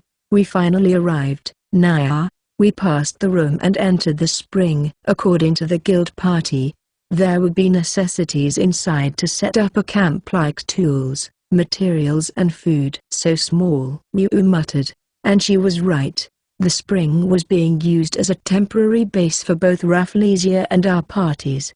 The division was clear. Rafflesia took up half the space and the other half was for us. However, on our half, the spring swelled up and formed a small pond that took up about 1/4 of our intended space. A member from the guild party was staying in the spring as a caretaker, and he rushed over to us and started to explain. He talked a lot, but the long story short was, Rafflesia had disregarded the division decided by headquarters and forcibly divided the place on site themselves. They're even more high-handed than expected. Rafflesia is the oldest clan in the country, famous for being established by the Kurtmelga royal family. Even now, they're still reigning on top of the other clans, Frau mentioned while bringing her bags over to our side. The schedule was to take a short break then start exploring. Just resting well is enough. Let's rest and get ready for the exploration in the afternoon. That's right. The sooner we conquer this labyrinth the better. There's tea. Do you want some, Schwartz? Lali fetched water from the spring, moving like a small animal. The other members also seemed to have gotten over the division issue and began setting up camp. I wanted to unpack too, but I should just give up. The conditions I gave Remy couldn't be kept after all. The 3 conditions I had asked for when I took the job this time were, to not credit me as the cartographer, to set up a small research party only, and to not disclose my mapping method and other skills. These 3 conditions were proposed so I could avoid being restricted in my activities later on. But how had things been in reality? In the guise of idle chit-chat, I myself did tell the Sasanqua members about my abilities. Of course, I asked them not to tell anyone else, but the fact I was the cartographer had already been known, not only to the guild staff in camp but also to the top clan of this country. Joining the assault party was a good thing, but it would result in attracting too much attention. So troublesome. Schwartz, you didn't bring anything to set up camp, Nya? Mitch, noticing that I had not taken off my meager equipment, asked. I did, but nothing for a proper camp. Only some blankets and food. I'll take them out when it's time to sleep. After that, we drank the tea that Lali made and entrusted our equipment to the caretaker. We then resumed our exploration into the depth of the spring. The planned exploration time was 3 hours including the return time. So we would walk for about 1.5 hours, then return to the camp. From this point on, all 6 of us would take part in battles. The map displayed on my goggles showed that the road ahead was no different from what we had walked so far, still full of corners and dead ends. At the crossing ahead, the left is a dead end with 3 goblins. The right is the correct route with 2 goblins. Hearing the amplified sounds in my ear pads and the light points on the map, I could more or less grasp all the enemy movements. Up until now, I hadn't encountered any enemies that were not displayed on the map or picked up by my ear pads. I didn't think all enemies would be like this, but they surely had been easy to spot. Marinda, Schwartz, take care of the right. The rest, take the left. The arrangement was that I would report my scouting and Frau would give orders as the leader. Even though Frau was B-ranked while Miranda and Yu were A-ranked, she held more seniority in Sasanqua. So, it was natural she'd be the leader. I switched the P90 to full auto and resumed walking while aiming down the sight. Marinda walked beside me, shield at the ready. We turned right at the T-shaped crossroad, continued a little and saw our goblins. They were goblin fighters, not normal ones. Goblin fighters were twice the size of normal goblins and carried big clubs. I remained in place while gliding the crosshairs to trace them and fired 2 consecutive rapid 2-shots. Marinda stiffened when I started my ranged attacks. Seeing the goblins falling down, she raised her shield in caution. In the end, the 2 goblin fighters dropped dead before they managed to do anything. With the right path cleared, I looked behind me and saw the other 3 goblins were also taken down. They also appeared to be goblin fighters. Schwartz, you're amazing. Patting my shoulders heartily, Miranda praised. It hurt a little. Having Schwartz is fun, Nya. Mitch also said while collecting mana stones and bringing them over to Lali. She was in charge of safekeeping of the stones we got. When she received the mana stones of the 2 goblins I had killed, she said to me cheerfully with sparkling eyes, "You've worked hard. This kid is so cute." Thereafter, we continued on while avoiding dead ends. We went through a series of small rooms and large rooms, killing goblins along the way. In the depths of the spring, there seemed to be almost no normal goblins. There were mainly just groups of fighter goblins along with others like mages or assassins in the mix. I saw 10 light points moving around in some dead ends on the map. They were probably the Rafflesia party. Seemed like they met a dead end on the way back to camp. I didn't want to meet them, so I said nothing and led everyone down the right path, going deeper into the labyrinth. There's a small room ahead with perhaps 3 goblins inside. I don't remember hearing this kind of sound before. The footsteps are heavier than the fighter goblins. Hobgoblins? Probably. Hobgoblins are a little bigger than fighter goblins in size, but in strength, they're not just a little stronger. We're counting on you, Miranda. Leave it to me. I'll crush them properly. We moved closer to the small room. Even from the entrance, their shapes were unmistakable. Fighter goblins have the same green skin as normal goblins, but the ones we saw had reddish-brown skin. They were a head taller than the fighters and carried double-edged swords rather than clubs. They have bio-armors. Schwartz, take the left. Miranda to the center.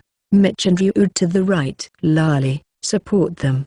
We moved with Frau's instructions. I tracked the left hobgoblin with my crosshair and shot at his head. The hobgoblin managed to dodge 2 of my shots by tilting his head, but the third shot was impossible to dodge. The bullet went into his right eye, bursting it. With one eye lost, and blinded by rage, the hobgoblin let out a roar, charging at me. I fired 2 rapid shots. Both went into his chest. The hobgoblin jerked backward with each shot, stumbled a bit then fell down, face up. The light point on my goggles went out, and I didn't hear the hobgoblin breathing. After confirming that he was dead, I glided my crosshair onto the other goblins that the team was fighting. But their battles were also coming to an end. Miranda cut her hobgoblin in half at the waist. Frau and Lali's fireballs struck the last hobgoblin as Ryu killed it with a 2-handed slash. I changed magazines out of my firearm while thinking that even though the 5.7 x 28 rounds were not as effective as with the usual goblins, they were still good enough for these hobgoblins. Seemed like it would soon be time to use the scar. Everyone returned to their normal positions and we continued on our way. With the first day of the labyrinth conquest ending, our party returned to the spring. According to the guild staff, the other party, Rafflesia, had already returned ahead of us. They occupied half the spring, luggage in one corner and campfire at the other. They talked and ate around it. Finally back. Mapper? Wow, you not only keep she-foxes on leashes, but you also babysit now? Lionel greeted us the moment we came in. This guy looked down on the Sasanqua members, and since I was working with them, I couldn't stomach him. But babysitting? I turned back and saw Lali hanging her head. All of these women are wonderful and reliable adventurers. That aside, Lionel, what's with you defying the campsite allocation decided by headquarters? To be honest, I didn't plan to mention it at all, but it just came out of my mouth. I also wanted to give him a warning about his rude behavior. What are you talking about? Didn't you say you didn't need mapping space down here? So we're only making proper use of the space. How was it acceptable because of that? I was about to retaliate, but Frau grabbed my shoulder from behind. Just leave it, she chided. I'm sorry, Frau, seems like I've said more than I should have. Don't worry about it, Schwartz. But where do you plan to draw your map? I plan to clean up the small room just before this room and draw in there. I don't want others to see my mapping space. Our talk didn't reach Lionel, so he thought I was ignoring him and raised his voice to continue the conversation. Hey, mapper. You're going to draw your map, right? Show us how you do it. Letting the she-foxes see your mapping is a waste. At least teach Will your drawing technique. Lionel the stupid. What are you saying, Naya? Disclosing Schwartz's mapping method is forbidden. Didn't Verold and Keith tell you, Naya? Or did Up forget because you're too stupid? Mitch retorted sharply. That said, Lion the stupid, could it be that Rafflesia and Sasanqua have some sort of connection? Behind me, Yu looked like she was about to blow up any minute. Her face red with puffed up cheeks. She still kept her countenance expressionless though, and it made her look rather dreadful. Lali and Miranda were making tea while ignoring us completely. No, Lali looked a bit concerned, but Miranda was all smiles and kept chatting while preparing ingredients. "Shut up, Catwoman." "Lionel, just as Mitch said, didn't Verold say not to mention anything about Schwartz's drawing technique or the man himself? Besides, sharing mapping intel is fine, but there isn't a need to go as far as sharing mapping techniques." The one who said this and abated Lionel was Will, Rafflesia's cartographer. "Well, Schwartz, welcome back. From now on, we'll stay here together for a while, so let's stop these useless quarrels. You're going to draw your map, right? After, let's share what we found with each other. I also want to know what kind of goblins you found and such." I agreed with Will, but I still felt uncomfortable. For now, I returned to our campsite and drank tea with Lali and Miranda. The sound of Lionel clicking his tongue echoed loudly in the space. We rested by the campfire sipping tea for half an hour. Then I went to the small room just before the spring to do my mapping. The other members proposed to help, but I politely refused and asked them to rest. The others would prepare dinner while I worked on my map. Since I couldn't cook at all, the arrangement really saved me. Even in my world, I had mostly eaten out at restaurants, but I always looked forward to a homemade meal prepared by a woman. There were 3 goblins in the room. I killed them before they could do anything, then activated the TSS. I summoned the gift box from my inventory and took out the desk and tools I brought from the tent back at the main camp. While I was working, some goblins appeared again. Kept on hiding my abilities like this was useless, but on the other hand, I didn't want to be seen by Rafflesia. I gave up. T/N. He wanted to use the VMB to be able to draw the map without interruption, but hesitated at first because he didn't want the Rafflesia to know about the things he could do. In the end he just gave up and used it, as seen in the following part, to secure a safe working environment and to also test my security measures. I made up my mind to summon a vehicle. I selected the garage in the TSS and picked a large vehicle with a sealed cabin, the Armored Command Vehicle Dorchester, the vehicle manufactured by the British during World War II. It was all green, with a short antique nose. You could say it was an armored bus. It was an old model and wasn't manufactured anymore. I chose it for 2 reasons. 1, it was welded with 9mm thick rolled steel with no glass windows aside from the one in the driver's compartment. You could only see through the small peephole, but it was very secure. The other reason was that it was comfortable. 4/5 of its 6 meters length was living space. There were 3 chairs surrounding an L-shaped desk and 2 more outside. The interior design was like a military camper and it had enough space to draw maps. Avoiding the room center, I summoned the car at a spot by the wall and climbed in through the rear door. The interior was the same as when I saw it in VMB. The shelves and cupboards also operated properly. What if I put things in there and returned it to the garage? I thought. I took out a mana stone from my waist pouch, put it in the cupboard, then exited the vehicle and put it back in the garage. I watched the vehicle become wrapped in light particles and disappear. I paid close attention to see whether the stone would drop, but nothing was left where the vehicle had been sitting. I summoned it again and checked the cupboard. The stone was still where I had placed it. It seemed like I could put things inside and stored them along with the vehicle. This gave me a smile. I summoned the gift box, took out all the mapping tools and put them in the cupboards in storage space of the car. I sat down at the desk inside the vehicle and began drawing the map of what we explored today. Tracing the area didn't take much time, but there was the party member part, meeting General Guild staff part, and the Rafflesia's part. It took more time than I thought. Listening carefully, I heard strange voices outside of the car. It seemed like goblins had come again.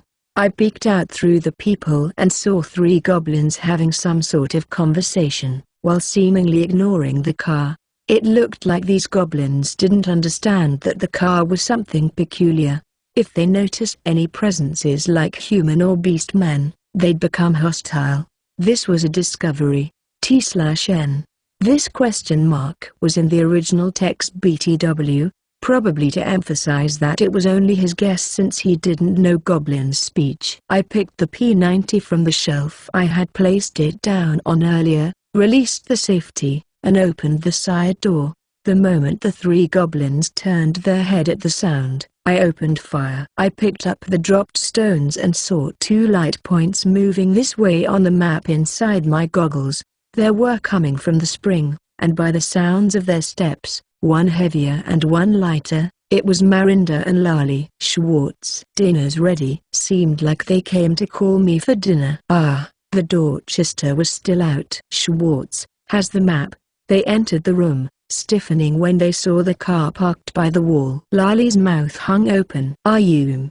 I just finished drawing the map. Schwartz. What is this? Marinda shouted while pointing at the car. This is yours, Schwartz. Lali also pointed at the car and asked. You? Well, yes, it's mine. Let's not go into details now. Please head back first. I'll clean up and follow right after. I hadn't thought of how to explain this, so I took them by the shoulders, turning them around and pushed them back the way they came. They both exclaimed in confusion. Eh? While being pushed back to the spring, I immediately took the complete map from the car, then put it back into the garage and headed to the spring. I returned to the spring and ate dinner with my party. Today's meal was soup with black bread and some yellow fruit I hadn't seen before. Okay, Schwartz-san, please help yourself. Lali-san handed me a large wooden bowl full of meaty soup and vegetables inside. It was similar to a soup I had eaten during a campaign in Russia called Shi or Shchi something. Thank you, I'll be eating now. I started to dig in with the spoon that came with the bowl. The warm soup and wheat-flavored bread were delicious. The yellow fruit was called Nami. It was juicy with an edible skin, like pears. After the meal, Marinda and Lali asked about the Dorchester. I lightly answered with a finger on my lips. TN. In a shushing manner, while we were chatting and sipping tea, Will came over from the Rafflesia side. Schwartz. Is now okay? Yes, it is. Let's ask the guild staff to join us and talk over there. The staff member was sitting alone bundled up in a blanket. I invited him over, then showed them both the map I had drawn earlier and exchanged intel. Of course, Will had also prepared a copy of the area Rafflesia had explored. With the maps, we verified in which direction the labyrinth extended. We also talked about which types of goblins we met, how they appeared, and from which point we began to encounter hobgoblins. When we compared maps to consider which routes to take tomorrow, it appeared there wasn't just one path leading to the center of the spring. It also showed that the paths branched out in a complex pattern before merging back together, then repeating. There wasn't a point in both groups taking the same route, so we decided which route each group would take. At the points where our routes merged, the group who arrived first would use the light grass to flag which path they took. The group that came later would take the other path. We also asked the guild staff to inform the night group coming tomorrow about this rule as well. After the exchange, I went back to the party and handed them my map. I told them about tomorrow's plan as well as the information I had gotten from Will. Then it was time to sleep. There were 13 of us in the spring, including the guild staffer, but we couldn't afford to not keep watch just because of that. There also wasn't enough trust between our parties to leave the watch to only one side. We'll change shifts every 3 hours. Schwartz and Mitch will take the first shift, then it will be me and Ryu afterwards. Marinda and Lali use this to keep time. Saying so, Frau San took out an hourglass. It was an ordinary hourglass just like those I had seen in my world with a glass body fitted into a wooden frame. Mitch-san and I took the first shift, passing the time by chatting. Of course, I also checked my goggles map for any light points coming our way and kept track of any suspicious moments from Rafflesia's side. I chatted with Mitch-san on a wide range of topics. But what interested me was two things. Their connection with Rafflesia and why Lord's third daughter like Lali not only joined Sasamqua, but was also participating in a labyrinth conquest. Mitch-san wasn't particularly secretive, but to keep the other party from overhearing. She sat next to me. She leaned on me. The distinctive fragrance of women mixed with the smell of sweat became captivating. Mitch-san, that's too close. Nights in the labyrinth are cold, Naya. If we get cold, it'll affect tomorrow's exploration, Naya. Isn't the temperature inside the labyrinth stable? What factor makes the temperature change? Rather than that, let's talk about Rafflesia, Naya. Yes, according to Mitch-san, the relationship between Sasamqua and Rafflesia was not that complicated.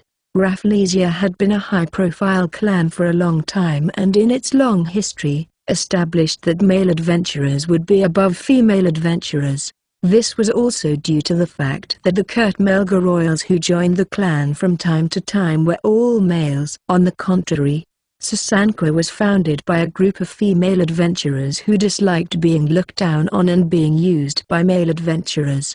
Its history was as long as Rafflesia, and if male royals joined Rafflesia, many female nobles joined Sasamqua. Lali was one of them.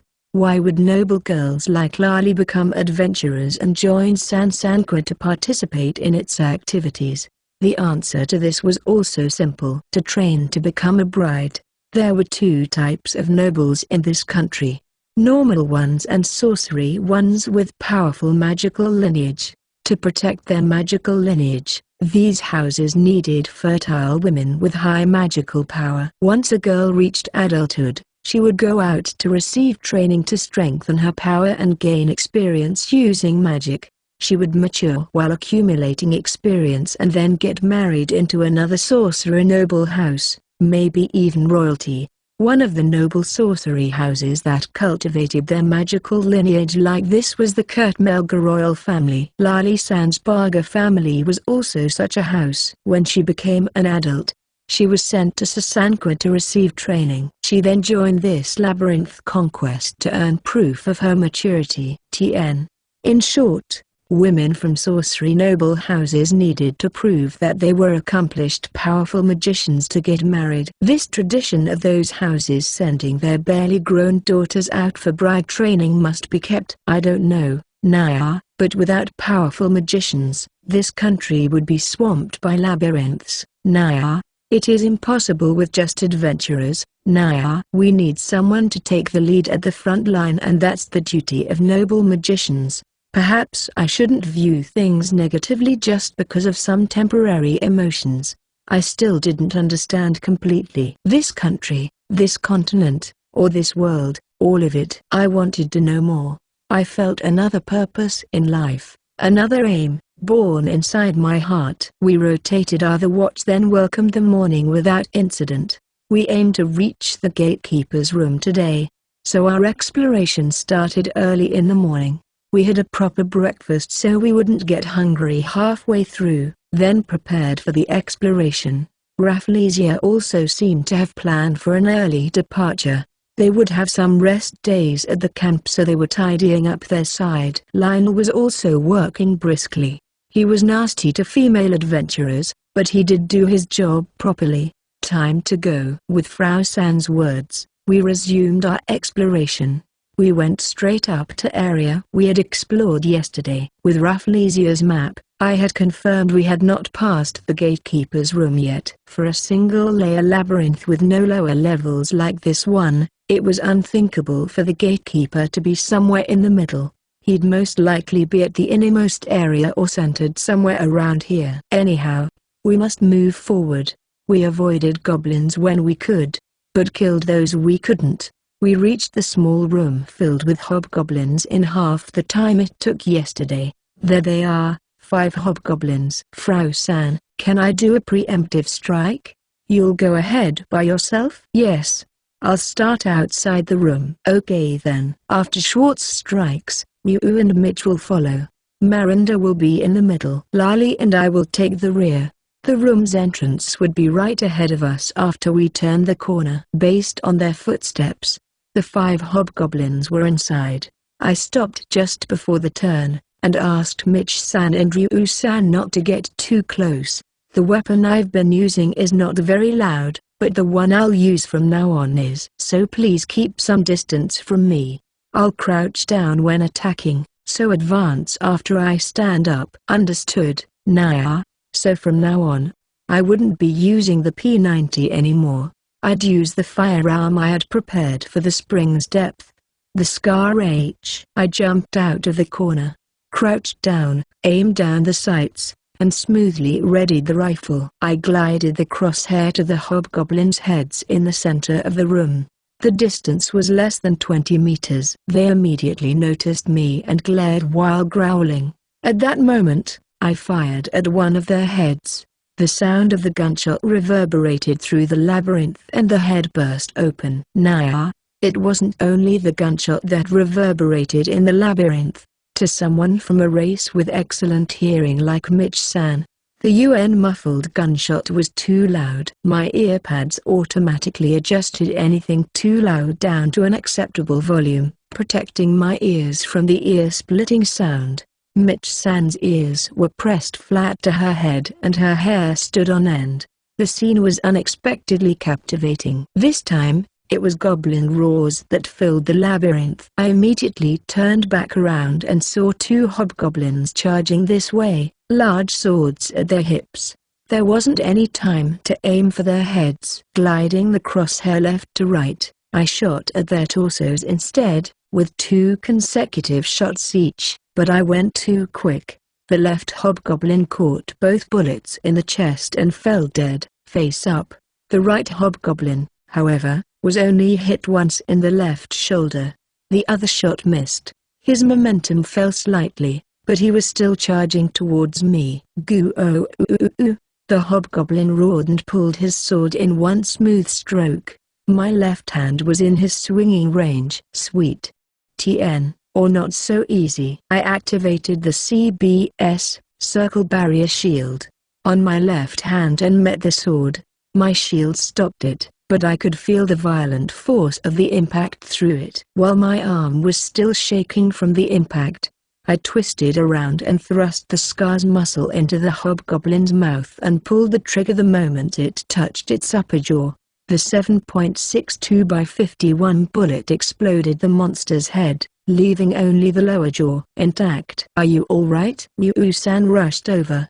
Mitch-san and Ryu-san were in the corner and hadn't seen the hobgoblins. Normally they would have been able to hear the footsteps, but it seemed like even Ryu-san's ears were also ringing. So dealing with a sword-swinging hobgoblin charging from their blind spot was impossible. Seeing the half-blown hobgoblin's head, she immediately understood the situation. She circled towards me while keeping an eye on the 2 remaining hobgoblins inside the room. "Marinda, forward." "Mitch, hold on please." "Lali, check Schwartz's arm." Frau-san commanded. With Marinda-san beside Ryu-san, they faced the hobgoblins one-on-one while Frau-san and Lali-san went to my side. "Schwartz, give me your left hand please. I'll cast healing on you." As Lali said that, she took my left hand into hers, her right hand carrying a mace to act as a derivative for her magic. She then began to recite the magical incantation. Healing water, aqua heal. A spray of pale liquid wrapped up my hand, shimmering, but the light went out in an instant as if a bubble was popped. As expected, somehow the bestowal of magic or healing magic of this world, those worked with the recipient's magical power like strengthening or restoration, didn't have an effect on a Manuk like me. This is. Lali immediately understood what had, or rather what hadn't happened. But that didn't mean she wasn't worried. "It's alright, Lali-san. My left hand isn't injured, there's no problem." But the sword? "It's alright. So can I have my hand back?" Lali-san was still holding my left hand in hers. Noticing this, She let go of my hand but still looked like she didn't understand what was going on. I made some space between us and activated the CBS. I didn't make it fully transparent so one could see something was there, creating a spatial distorting in the air. This is a magical barrier? But isn't Schwartz-san a Manuk? It's not a magical barrier, but something similar. I used this earlier, so I wasn't injured at all. It seemed like Lali-san still didn't understand. She looked as if multiple question marks were popping over her head. While we weren't paying attention, the remaining monsters were defeated. We were derailed from our plans a bit, costing us some time, but from here on we could What is this? We couldn't resume our exploration after all. And no matter what you say, it's just my skill. I remembered going through this before, but I still couldn't say anything else in response. I had no intention of telling them about VNB or the fact I fell into this world from another one. Only a few families possessed bloodline skills, and none of them had publicized any information regarding their skills. Even the Kurt Melga only proclaimed their skill as the royal family's skill. I couldn't do anything besides sticking to this story. What's wrong, Mitch? Nyu-san was the first to come back after dealing with the remaining hobgoblins in the room. Marinda-san and Frau-san also came to check on how I was doing. Nyu-nyan, listen, Naya. Schwartz isn't injured at all. Naya, wait a minute. Nyu-nyan, not Ryu plus her usual ending word, but Nyu-nyan. Nyu-san didn't talk much during party discussions and she didn't seem to be the type who'd like chatting with other members. She usually just stood around with a poker face. Yet, she was close enough with Mitch-san to be called like that. T/N, the way Mitch called Nyan, no not Naya, is equivalent to an affectionate pet name. In Japanese culture, only those in close relationships call each other like that. Mitch, stop doing such things during exploration. Yeah, Naya. Schwartz, I saw you deflect the hobgoblin's sword, but you really weren't injured? Even Marinda-san got worried. She was looking at my left hand intently. No, I'm not. My skill, arms, can be both offensive and defensive. Bloodline skills really are mysterious things. Maybe it's capable of other things, besides attacking and defending too? It was Frau-san who said this. Her words were not only sharp enough to sting, but her jade green eyes were also boring into me, demanding an explanation. Frau Nizuma, my healing magic doesn't work on Schwartz-san. T/N. Nizuma is a very polite and respectful way to call an older woman. Lali-san's lamentation ended Frau-san's questioning. Not a confession from me. Because he's a Manuk? I think so. Lali-san, could you cast some physical boosting magic on me? Oh, okay.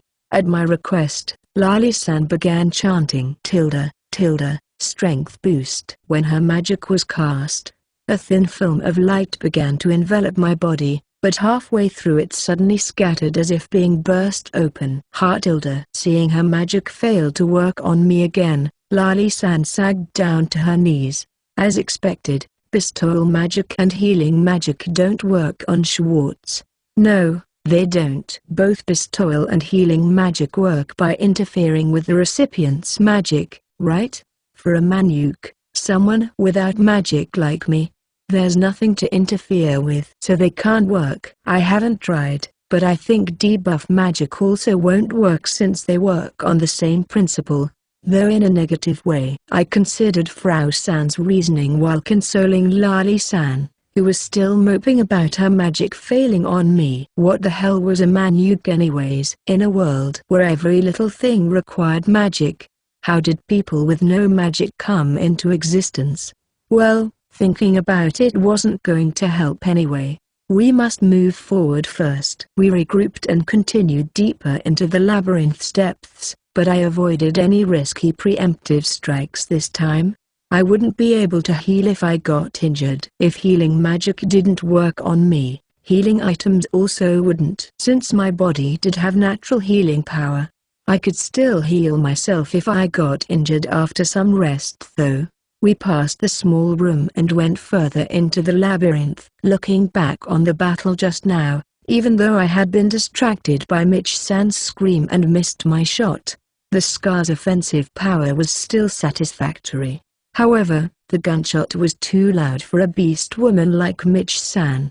It'd be best to give them a warning next time. In VMB, a suppressor could be attached to submachine guns like the P90, but not to AFRs like the Scar. Offensive can be used, but attachments like suppressors could not. This was so the game would have balance. By the way, I don't smell any gunpowder at all. Once again, I switched to the P90 and continued walking while keeping tabs on my goggles map. According to what I'd heard from Will, once we passed that small room and went deeper, there would be a higher-ranked monster in the area. Since hobgoblins were the norm here, that higher-ranked monster was no doubt the gatekeeper. We continued walking, killing goblins on the way. Then a large room showed up on my map with multiple blips inside of it. Of course, I also heard multiple heavy footsteps. Take a turn here, go forward a bit, and there will be multiple enemies ahead. It's a large room. If it's a large room, then we're near the inner sanctum. Frau-san nodded and gave out commands. This time, Frau-san and Lali-san will use ranged magic attacks. I would also attack from a distance, leaving the other three to advance in on the enemies and crack down on them. I told Mitch-san beforehand that I'd be using the Scar H again. She said okay, and flattened her ears to her head. Looked like she wouldn't be hearing anything directly. T/N. The author did use direct here. I guess by flattening her ears, Mitch could muffle the sound somewhat. The room's entrance came into view, and we caught sight of the hobgoblins inside.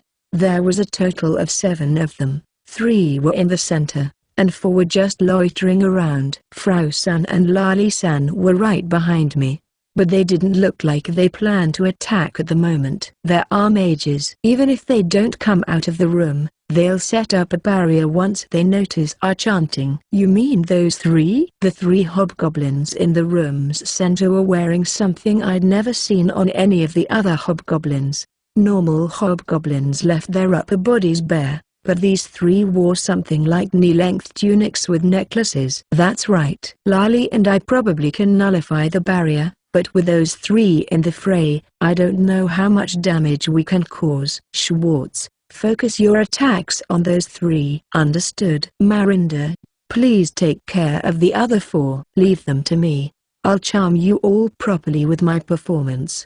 The hobgoblins had also noticed us, and were growling while readying themselves for battle. I didn't know why monsters gathered in these rooms, but it seemed as if someone was insisting on having group battles no matter what. Tilde, comma, tilde, comma, tilde. Storm dance cyclone. Tilde, comma, tilde, comma, tilde. Whirling tides waltz aqua dance. Frau-san and Lali-san began their magic attacks. At the same time, the hobgoblins started to harp something and the air in the room distorted. They had set up a barrier. I watched the tornado and the disk of water swirling around the monsters like a vortex. If such magic were directed at me, how would I deflect it? Flee with a slide jump, defend with CBS, or prevent them from casting in the first place? While thinking on future tactics, I went down on one knee and aimed my crosshair at the storm and whirling water. The magic attacks came to an end, and after the area cleared up, it was confirmed that the 3 mages still lived. Out of the 4 normal hobgoblins, one seemed to be outside of the barrier's range and had been torn to pieces. He was laying face down on the ground. The other 3 had only sustained some minor injuries. Since the mages hadn't launched their counterattacks yet, I put them in my crosshairs and began to finish them off. Flipping the selector to semi-auto, I aimed at the one in the center and squeezed the trigger. He looked to be the leader of the group. E/D. Remember kids, squeeze, don't pull. PF, so most of the novels I've read are wrong then. TT. 3 shots rang out, the sounds overlapping with each other. Metallic clangs rang from the discarded shells and 3 monster heads exploded. Once they had confirmed that the mages had been killed, Marinda-san, Nyu-san, and Mitch-san charged out from their positions by my side. My duty was to deal with the mages. Even though I had enough bullets left to deal with the normal ones, there wasn't a need to do so. I placed my crosshair on the normal hobgoblin that was lying face down from the first magic attack earlier. After confirming he was sinking into the black mist, I then watched the other 3 fighting through my iron sights. After having dealt with the hobgoblins, the girls and I took a short break. Frau-san, I need to go back and take care of something. Okay, but be quick. We'll be leaving in about 10 minutes. I went back out of the room's trance a bit, then activated the TSS. I didn't plan to separate from the party completely. Since I was working with the girls, when we took our breaks, I would take the time to step away from the group for a bit to reload my ammo. To make it a normal thing to them, I would step away even when there wasn't a need to reload. Separating from the group, in and of itself, was dangerous, so normally parties would not allow it. However, considering my tracking and combat ability, I was allowed to do so in this party. That said, the girls could also manage by themselves when I did. While working with the TSS, I thought back on the exploration so far and this job. This time, I'd been requested to draw the labyrinth's map, but the request had been swimmingly changed to labyrinth conquering. I had also given Rumi-san 3 conditions for accepting this job. First, to not name me as the cartographer. Second, the exploration party should only consist of me, or a few other reliable and trustworthy people at most. Third, to not disclose my mapping method or any of the skills that I'd used during the exploration. Looking back though, I had a feeling that none of these terms could be kept. That said, if I thought about it carefully, I had received this job directly from Rumi-san, not through the General Guild. It was not like I had set these terms because I thought I'd be in trouble without them, but in the future, they would need to be set to prevent any restrictions on my movements or limitations of my freedom for any job requiring direct collaboration like this one. I'd have to ask Rumi-san to have some stronger words with the General Guild. As for Aphlesia and the Night Order that we'd meet soon, what should I do? I needed to sort through what information could or could not be made public. Small arms, transportation vehicles, mapping, tracking. These were the ones that could be revealed. But the TSS, hearing sensor, gift box, machine translator, other supporting equipments aside from transporting vehicles as well as the real capacity of these vehicles, and this body that never tired and healed any wounds. These were the things that just couldn't be revealed. Aside from the people I trust 120%, I had no intention to talk about or show off any of these. These were the absolute rules, at least until I know why I came to this world. I'm back. Is it time to go? Schwartz is back. Naya Schwartz. Our preparations are finished. Our goal is to get to the gatekeeper before the day is over. As soon as we meet him, we'll begin our attack. Understood, Frau-san. I'm ready to go anytime. When I entered the room again, the girls had gotten everything ready, so we resumed our exploration into the depths of the labyrinth. Afterwards, we began to meet even higher-ranked monsters than before. There was no doubt that we were near the inner sanctum. Then it appeared before our eyes. The gate, Nyu-san murmured. In the depths of the Emerald Demon Labyrinth, we came across another structure other than stone walls for the first time. It's been a while since I fought a gatekeeper. Marinda-san has fought a gatekeeper before? Nyu and I have fought a gatekeeper. That's one of the conditions to become an A rank. Stop chatting, please. We still have some time, let's keep walking. The gate towering over us was made from pure white stones. Carvings covered the gate's posts and the door. It depicted humans, beastmen, and maybe elves in A formation as if they were fighting monsters. On top of the gate, in the center, was a small throne-like stone chair with no one sitting on it. How to say? It looked like Ogustrodan's gates of hell, according to what I could see on my map. There was a large room on the other side. The gatekeeper was probably there. It'd be one party versus the gatekeeper and the dungeon master each. Since one party had 6 members by standard, it was 1 versus 6. Sometimes if the party had more members or if it was a clan raid, there would be more than 6 people joining the fight. Of the parties commissioned by the General Guild, the ones that fought the gatekeeper would be decided on a first-come first-served basis. The dungeon master would be subjugated by the guild investigators and the night order combined. Such was the custom for these jobs. While listening to this common knowledge, I pushed open the gate standing in front of our eyes.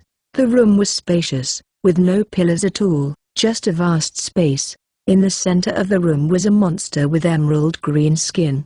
His upper body was much bigger than a goblin and his legs, though short, were bulging with muscles. He was over 2 meters tall. He wore a leather breastplate to protect his shoulders and chest, as well as worn cloth pants. His right hand was covered by a large hand protector and he carried a large warhammer with detail engravings. He also wore an iron helm that hid half his face. The only things visible were his fierce red eyes and large tusk-like teeth protruding from between his lips. "That's an ogre." "A fighter," I heard Frau San murmur. "A high-ranking ogre, which was superior to hobgoblins and normal ogres. That was the gatekeeper of the Emerald Demon Labyrinth." Ooh, ooh, ooh, ooh, ooh, ooh. The gatekeeper's roar reverberated throughout the room. Our group spread out, with Frau San and Lali San started chanting. Marinda San stood at the front with Mitch San and Ryu San by her side. Preemptive strike. I crouched down by Marinda San's side, aiming the P90 downrange and placed the crosshairs on the ogre's head. It was still howling its threats at us from the room's center. I squeezed the trigger and fired 2 rapid shots. The bullets hit, but with a dull metallic sound. Repelled? I didn't know how thick its helm was. If 5.7 times 28 couldn't pierce it, how big would be sufficient? But not all the shots was repelled. I didn't only aim at his helm. 1 bullet grazed his cheek, and the wound bled slightly. The ogre seemed angered at being attacked and let out another roar. "Careful. It's his skill, roar. If you get close when he roars, you won't be able to move." Marinda-san shouted out. "A skill?" So monsters could also use skills. At that moment, Frau San and Lali San finished their chanting and bestowed something on our 3 vanguards. I could only to hear strength boost and high agility at the end. After receiving the bestowal, the 3 advanced and the gatekeeper readied his warhammer, running towards us. My chance to attack had decreased, given the situation. There was a possibility of friendly fire no matter what, so I just couldn't shoot with ease. With this battle formation, I was a bit off to the side with 3 members ahead and 2 behind. I then moved towards the ogre's right side. I aimed for his leg as the 3 in front advanced in an arrow formation. I crouched and aimed down the iron sights, while paying attention to both the gatekeeper and the 3's movements. I placed the crosshairs on one of his knees. The 3 attacked and while the ogre was defending himself, I fired at his knee. The ogre pressed on his right knee and crouched down. I wasn't sure if I had completely destroyed the knee, but the rounds looked like they caused enough damage to the ogre's flesh. The ogre looked in my direction, his red eyes growing redder as if they were bursting into flames. He let out a growl. However, should he be distracted by me? As he was preoccupied with his knee and the motionless, the 3 girls advanced on him with Frau San and Lali San's magic attacks descending on him. Within a blink of an eye, our attacks mercilessly rained upon the ogre, his body becoming bloodied and while listening to his angry roars turned to a hitching groan. I shot his right knee again, completely destroyed it. The ogre's groans turned to an angered roar again. He was using his skill, roar. The air-shaking vibration ran through the 3's bodies and mine, but I didn't feel anything strange. It seemed like the skill also worked by interfering with the target's magic power. I did feel something run through me, But that was it. The other three were affected by it, however, and stopped moving. The ogre was still holding his busted knee while he raised his warhammer to bring it down on Miranda-san, who was frozen in the middle of raising her shield. Before he could swing, however, I fired a shot, and the hammer landing by Miranda-san's side. I had shot at the monster's face again, but I hadn't aimed for his helm this time. I had aimed for his wide-open mouth. It was to both prevent him from landing an attack on Miranda-san and stop his troublesome skill. The beast let out something similar to a scream, or maybe he was trying to say something. Whichever, he let go of his warhammer and pressed his hand on his face. Mitch, Naya, Yu-san and Mitch-san, who had recovered from the monster's skill, advanced on it from in a pincer attack. Mitch-san's short sword dug into the ogre's nape and the monster, shocked at such an attack, moved one of his hands from his face to his nape. In conjunction with Mitch-san, Yu-san had unsheathed her sword and slashed the ogre's defenseless neck in one smooth stroke. Blood burst from the wound, the monster's neck was cut off halfway.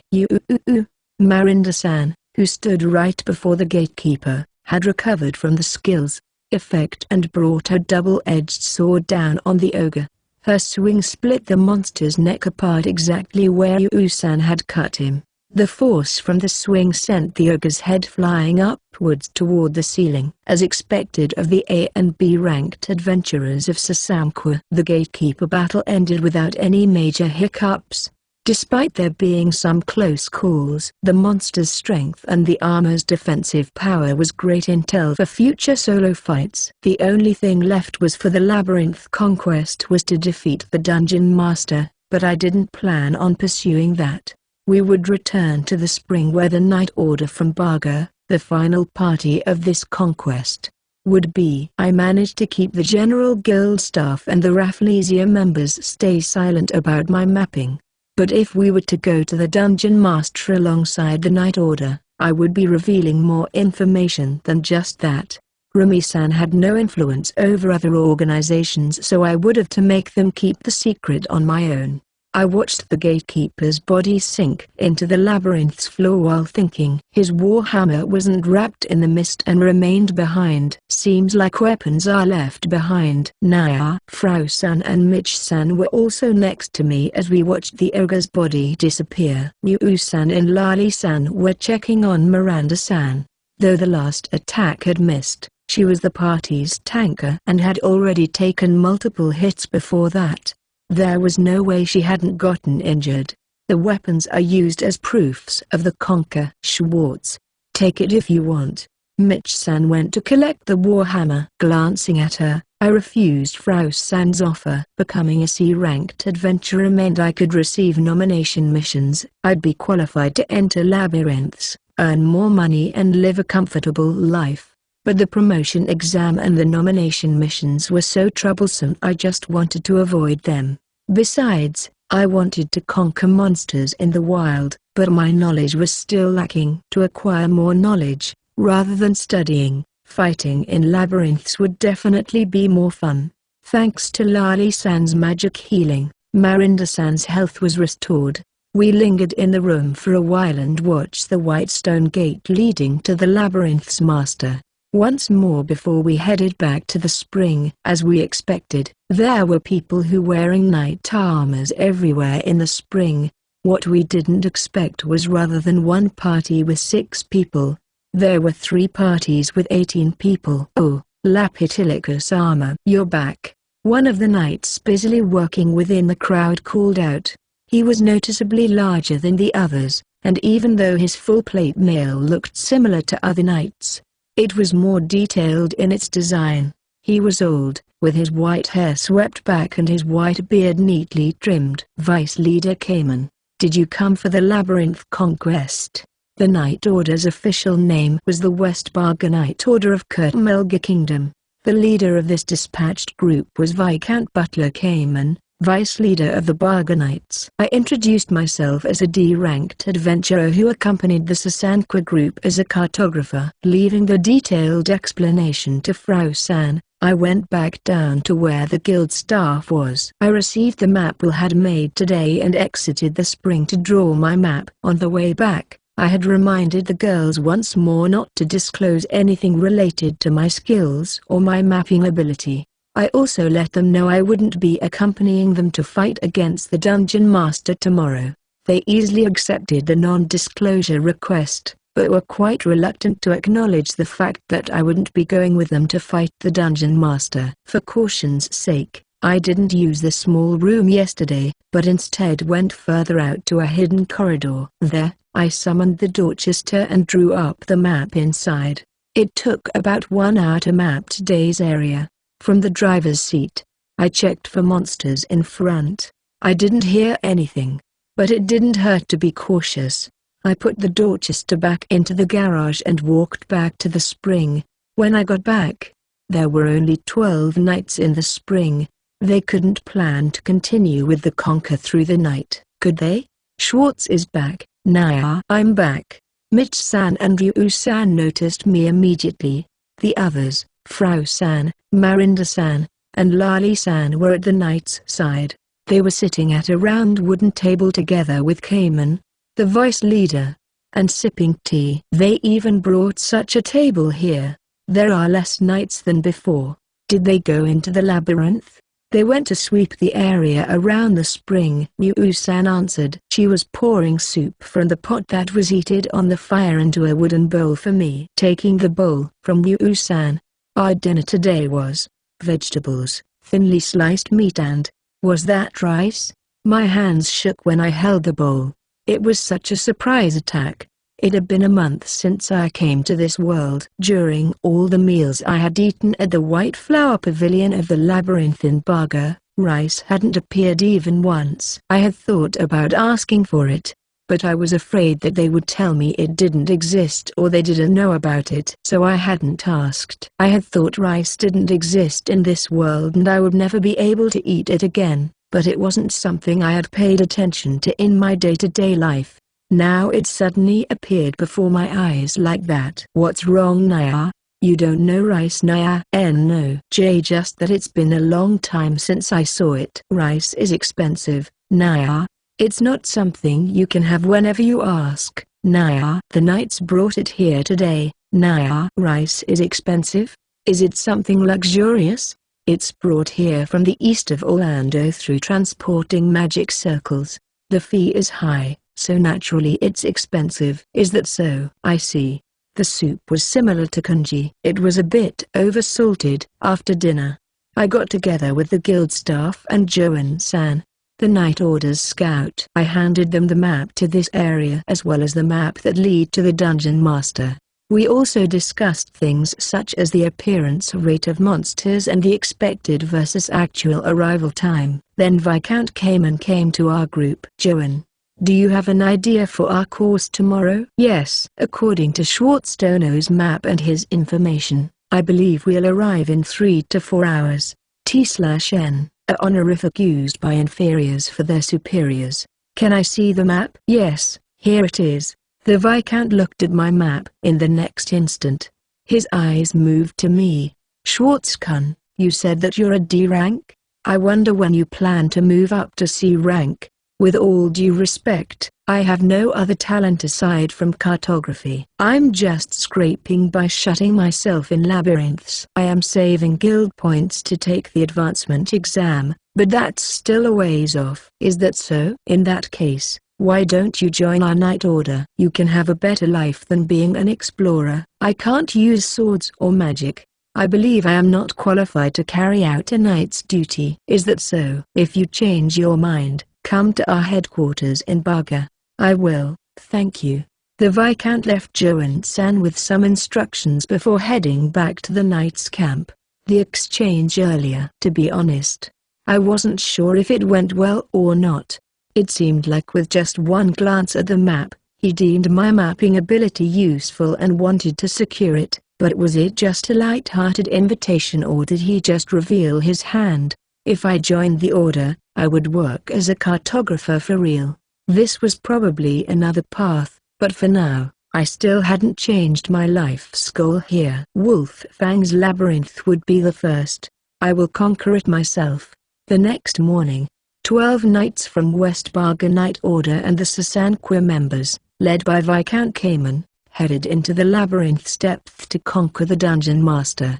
The 6 knights in the remaining party also headed deep into the labyrinth, but not to the inner sanctum. They followed another route to sweep the labyrinth's depth. Once the Dungeon Master was defeated, the dungeon core, a large magic stone dash, could be removed. The magic in the labyrinth would gradually decrease afterward until it completely disappeared within a month or so. Monsters wouldn't appear anymore. Blank mana stones, something that wasn't obtainable from labyrinth monsters, would surged up instead. Then when all of its magic had disappeared, from the lowest level, the labyrinth would close up as if it was shriveling away. Finally, the entrance would close up and it would disappear completely. That was the labyrinth's death. T/N, probably the non-attributed stones? E/N, sounds more like just empty mana stones. In addition, if there were fields imitating nature inside, the trees and any minerals found there could be harvested as resources. And then, there was the transportation magic circles. They existed in the innermost area of the lowest level and every 10th level, like the gatekeeper. These transportation circles were stone tiles that could be torn off and brought out of the labyrinth. Then the circles could be replicated and things could be transported from the original circle to the duplicates, no matter the distance. Not only the Kurtmelga Kingdom but other countries on the Orlando continent also used this method of transportation. At first, it had been used for cooking ingredients such as spices.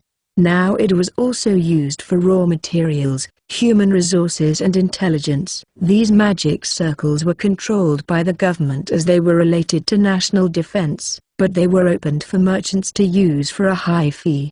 However, when transporting large packages, land routes were still the most common method. T/N. The author did not specify here where a magic circle was on one title, or made from multiple titles. Conquering labyrinths served 2 purposes: to stop it from spreading harm to any living creatures near it, and also to make use of all its resources. This was why one of the night parties went to clean up the labyrinth instead of joining the Dungeon Master's battle. This was also why I had been commissioned to map out the labyrinth. It was so that once the Dungeon Master had been killed, they could retrieve the mana stones and such as smoothly as possible. I left the spring and went to map the passages we hadn't explored yet. I had multiple fights on the way, and even now, I could hear 4 more monsters heading towards me. I threw down some light grass seeds to add some light to the passages, then turned off the P90's flashlight. In the newly formed shadows, I crouched down while readying my gun as I waited for them to appear in my crosshairs. Before long, a goblin appeared in my night vision's green field of view. I squeezed the trigger and a hole appeared in his head. The first one appeared to be a normal goblin, but the following 3 were goblin assassins. They were agile in the labyrinth passages, so it would have been a pain if this turned into a melee fight. I also got the second one as the remaining 2 spread out to rush both my sides. From my position, I did a slide jump backward to dodge the attack coming from my right side. I shot at his torso and killed that one. The goblin on the left side had kicked at the wall and came at me from above, but I had moved back nearly 6 ms with the slide jump. So I watched him land flat-footed and shot his head, ending the battle. Afterward, I continued my mapping while fighting more battles. When I thought of returning to the spring, I heard a wail reverberate through the labyrinth. At the same time, the air in the windless labyrinth quivered. It seemed like they had defeated the master or removed the core. Whichever it was, the labyrinth's death had begun. The original plan was that the Sasanqua members and I would leave the labyrinth to head back to the main camp today. However, the situation changed after the gatekeeper's battle, so we were to stay another day. Similarly, the Rafflesia, who should have gotten back inside the labyrinth today, was now on standby. The guild staffer who was posted in the spring had run up to tell us about it in the middle of the night. At the spring, I waited for the knights and the girls. The first to come back was the night party that hadn't taken part in the battle. They also returned after hearing the wail. After a couple of hours, my headset picked up the footsteps of 10 odd people. E/D, changing earpads to headset. Not exactly the same, but makes more sense. They're back. Just as I spoke up, the other knights raised their voices. It looked like they had also noticed them. Then the 12 knights and 5 Sasanqua members came in. No one was missing. Neither did anyone seem injured. They also didn't look like they had defeated the master. Rather, they looked unhappy, as if unsatisfied with something. There's no master? No.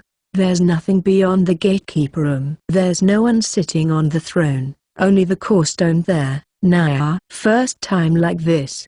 According to Frau San and other girls, after they had opened the white gate of hell look-alike inside the gatekeeper room, there had only been a vast empty space behind. The core stone had been placed on a pedestal, so they had taken it, and the labyrinth had reached its end. The wail had been from removing the core. Where was the labyrinth master?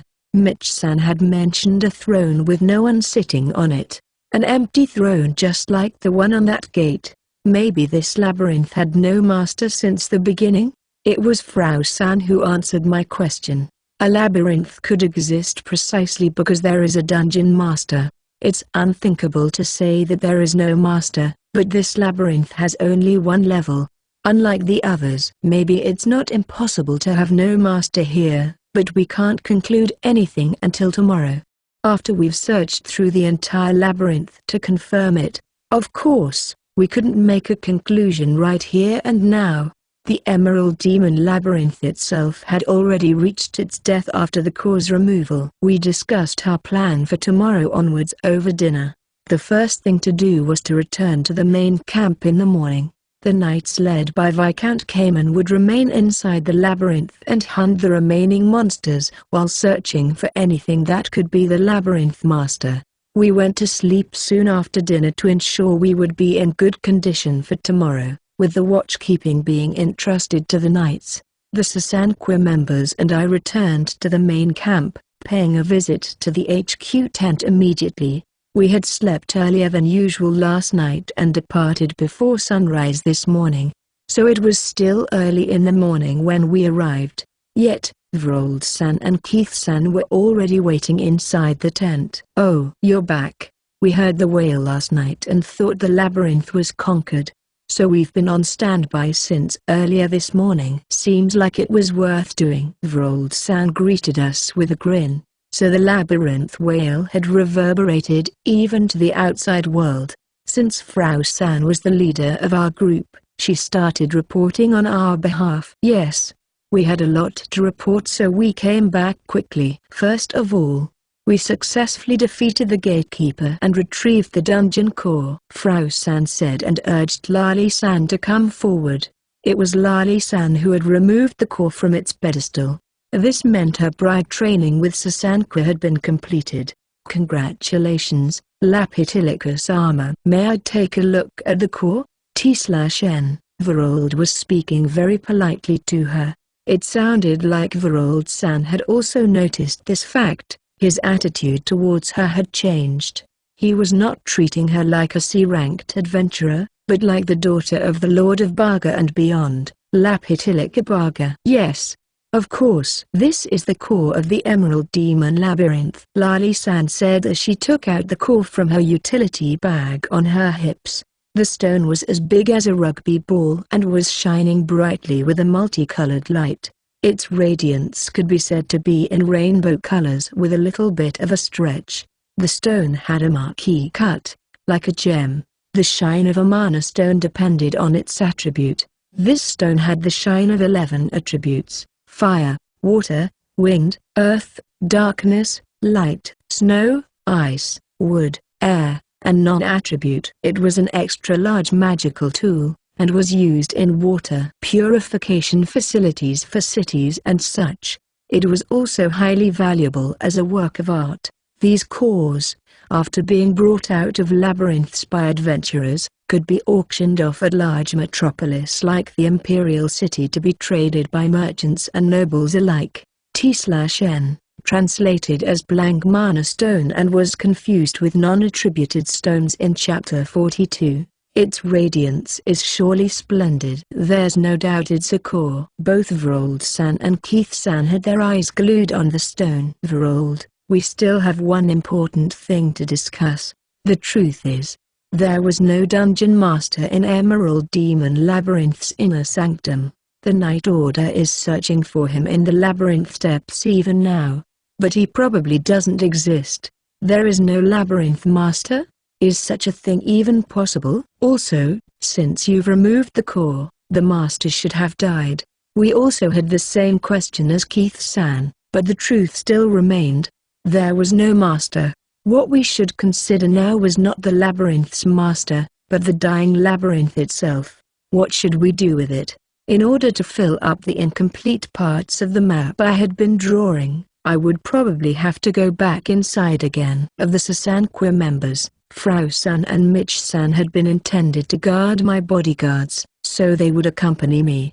The remaining 3 would return to Marl and Barga to report to the General Guild and the Lord. About 1 month later, the Labyrinth's Harvest Festival would start. To collect the mana stones and resources inside, many adventurers and traders from Barga would gather here, as well as various workers. It would last until the labyrinth died, with Marl Village at its center. Schwartz-san, we're in your debt. Thanks to you, we successfully conquered the labyrinth in such a short time. Thank you. No, please raise your head. Laptilicia-sama, I've also been in your care. I went to the camp entrance to saw the 3 Sasanqua members heading to Barga off. After returning to Barga, Laptilicia-sama would get back to be the Lord's daughter and get married as someone who possessed outstanding magical abilities. The core would be her dowry. At the end of the festival, she'd come back with the Lord of Barga, Duke Franklin Barga, to confirm the labyrinth's death. Miranda-san and Ryu-san originally had come as her guards from Sasanqua, and their mission also ended with this conquest. It would be completed for real when they returned here with her. I will come back at the end of the festival. We'll meet again. I'll look forward to it. Please take care on the way. They hadn't said anything about my skills after all this time. They probably wouldn't tell anyone. We would see each other once more towards the end of the festival, so it wasn't a final farewell. We would meet again, and like that, they mounted the horses the General Guild had prepared and left the camp.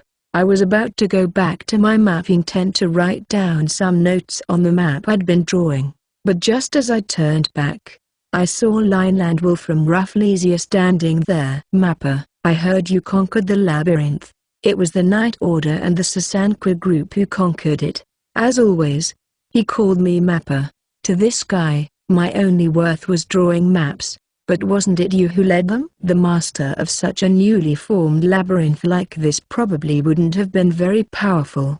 They said there was no master, but maybe you had killed him without noticing. Yes, it is possible. Of course, there was that possibility, that ogre fighter might have been the master.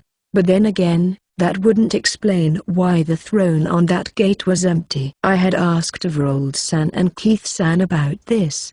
There was supposed to be a sculpture of the master's likeness on the throne. They said they had never heard of an empty throne. Until now, the one who contributed the most in this conquest was you, Mapper. We spent more than a week down there, but we couldn't move forward at all. And you actually went into its depths in just a few days. It was thanks to the Sasanqua group. Them she-foxes were just extras. This guy, he seemed to really dislike Sasanqua, or maybe just women in general. He was so condescending towards them. Schwartz, we Rafflesia really value you highly. How about coming to us? You mean joining Rafflesia? Yes. Sasanqua is full of she-foxes. It's not a place for a man like you. We're different. There are some women too, but we are mainly a group of capable men. You have the ability, so come join us. I had never heard of such an invitation before joining P0W Dare. I had also gone through many different clans in other FPS games. The clans all had different purposes, from enjoying yourself like members of a family to winning, or even to just provide guidance to new players.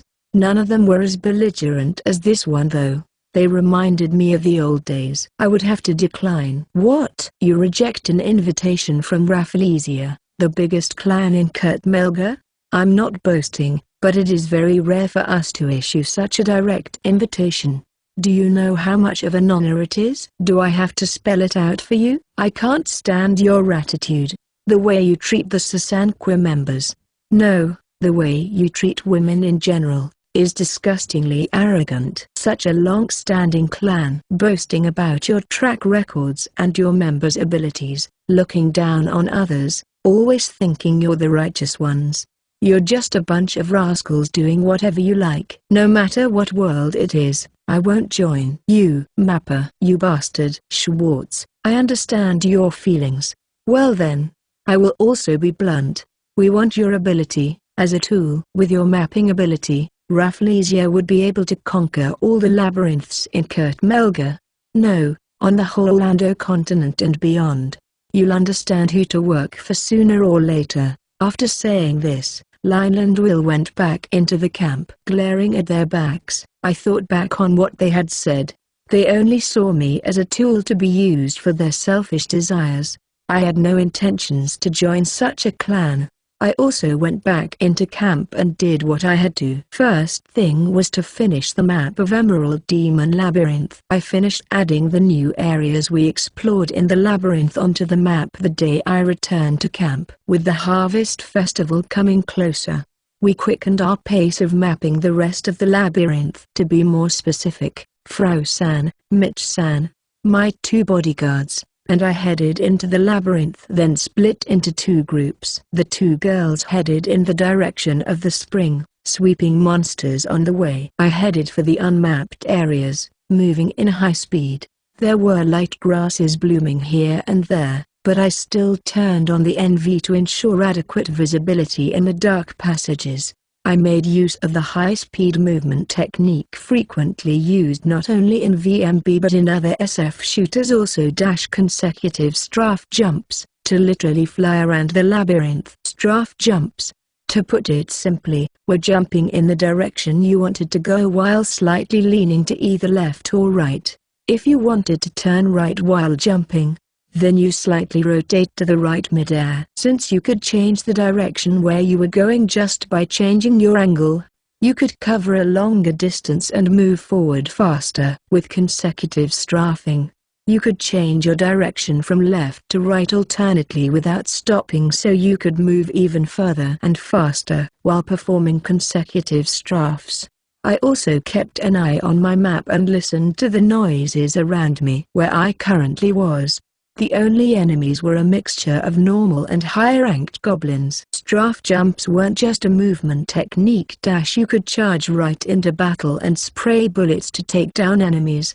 It'd be as if you ran them over. A few dots appeared on my map just after the left turn up ahead. I put my finger on the P90's trigger on my chest, adjusted my angle, and took the left turn. Descending upon the monsters, I flew by the corner at the highest peak of the jump, making use of a spare moment mid-jump to place the crosshairs on the goblin's head. There wasn't a need to aim carefully one by one. When I passed over their heads during the jump, I squeezed the trigger. I fired 3 rapid shots, then continued strafing without confirming if they were dead. There wasn't a need to. I had killed enough goblins to be able to sense when I made a kill. I also left the mana stones for later. For now, I wanted to 100% complete the map as soon as possible.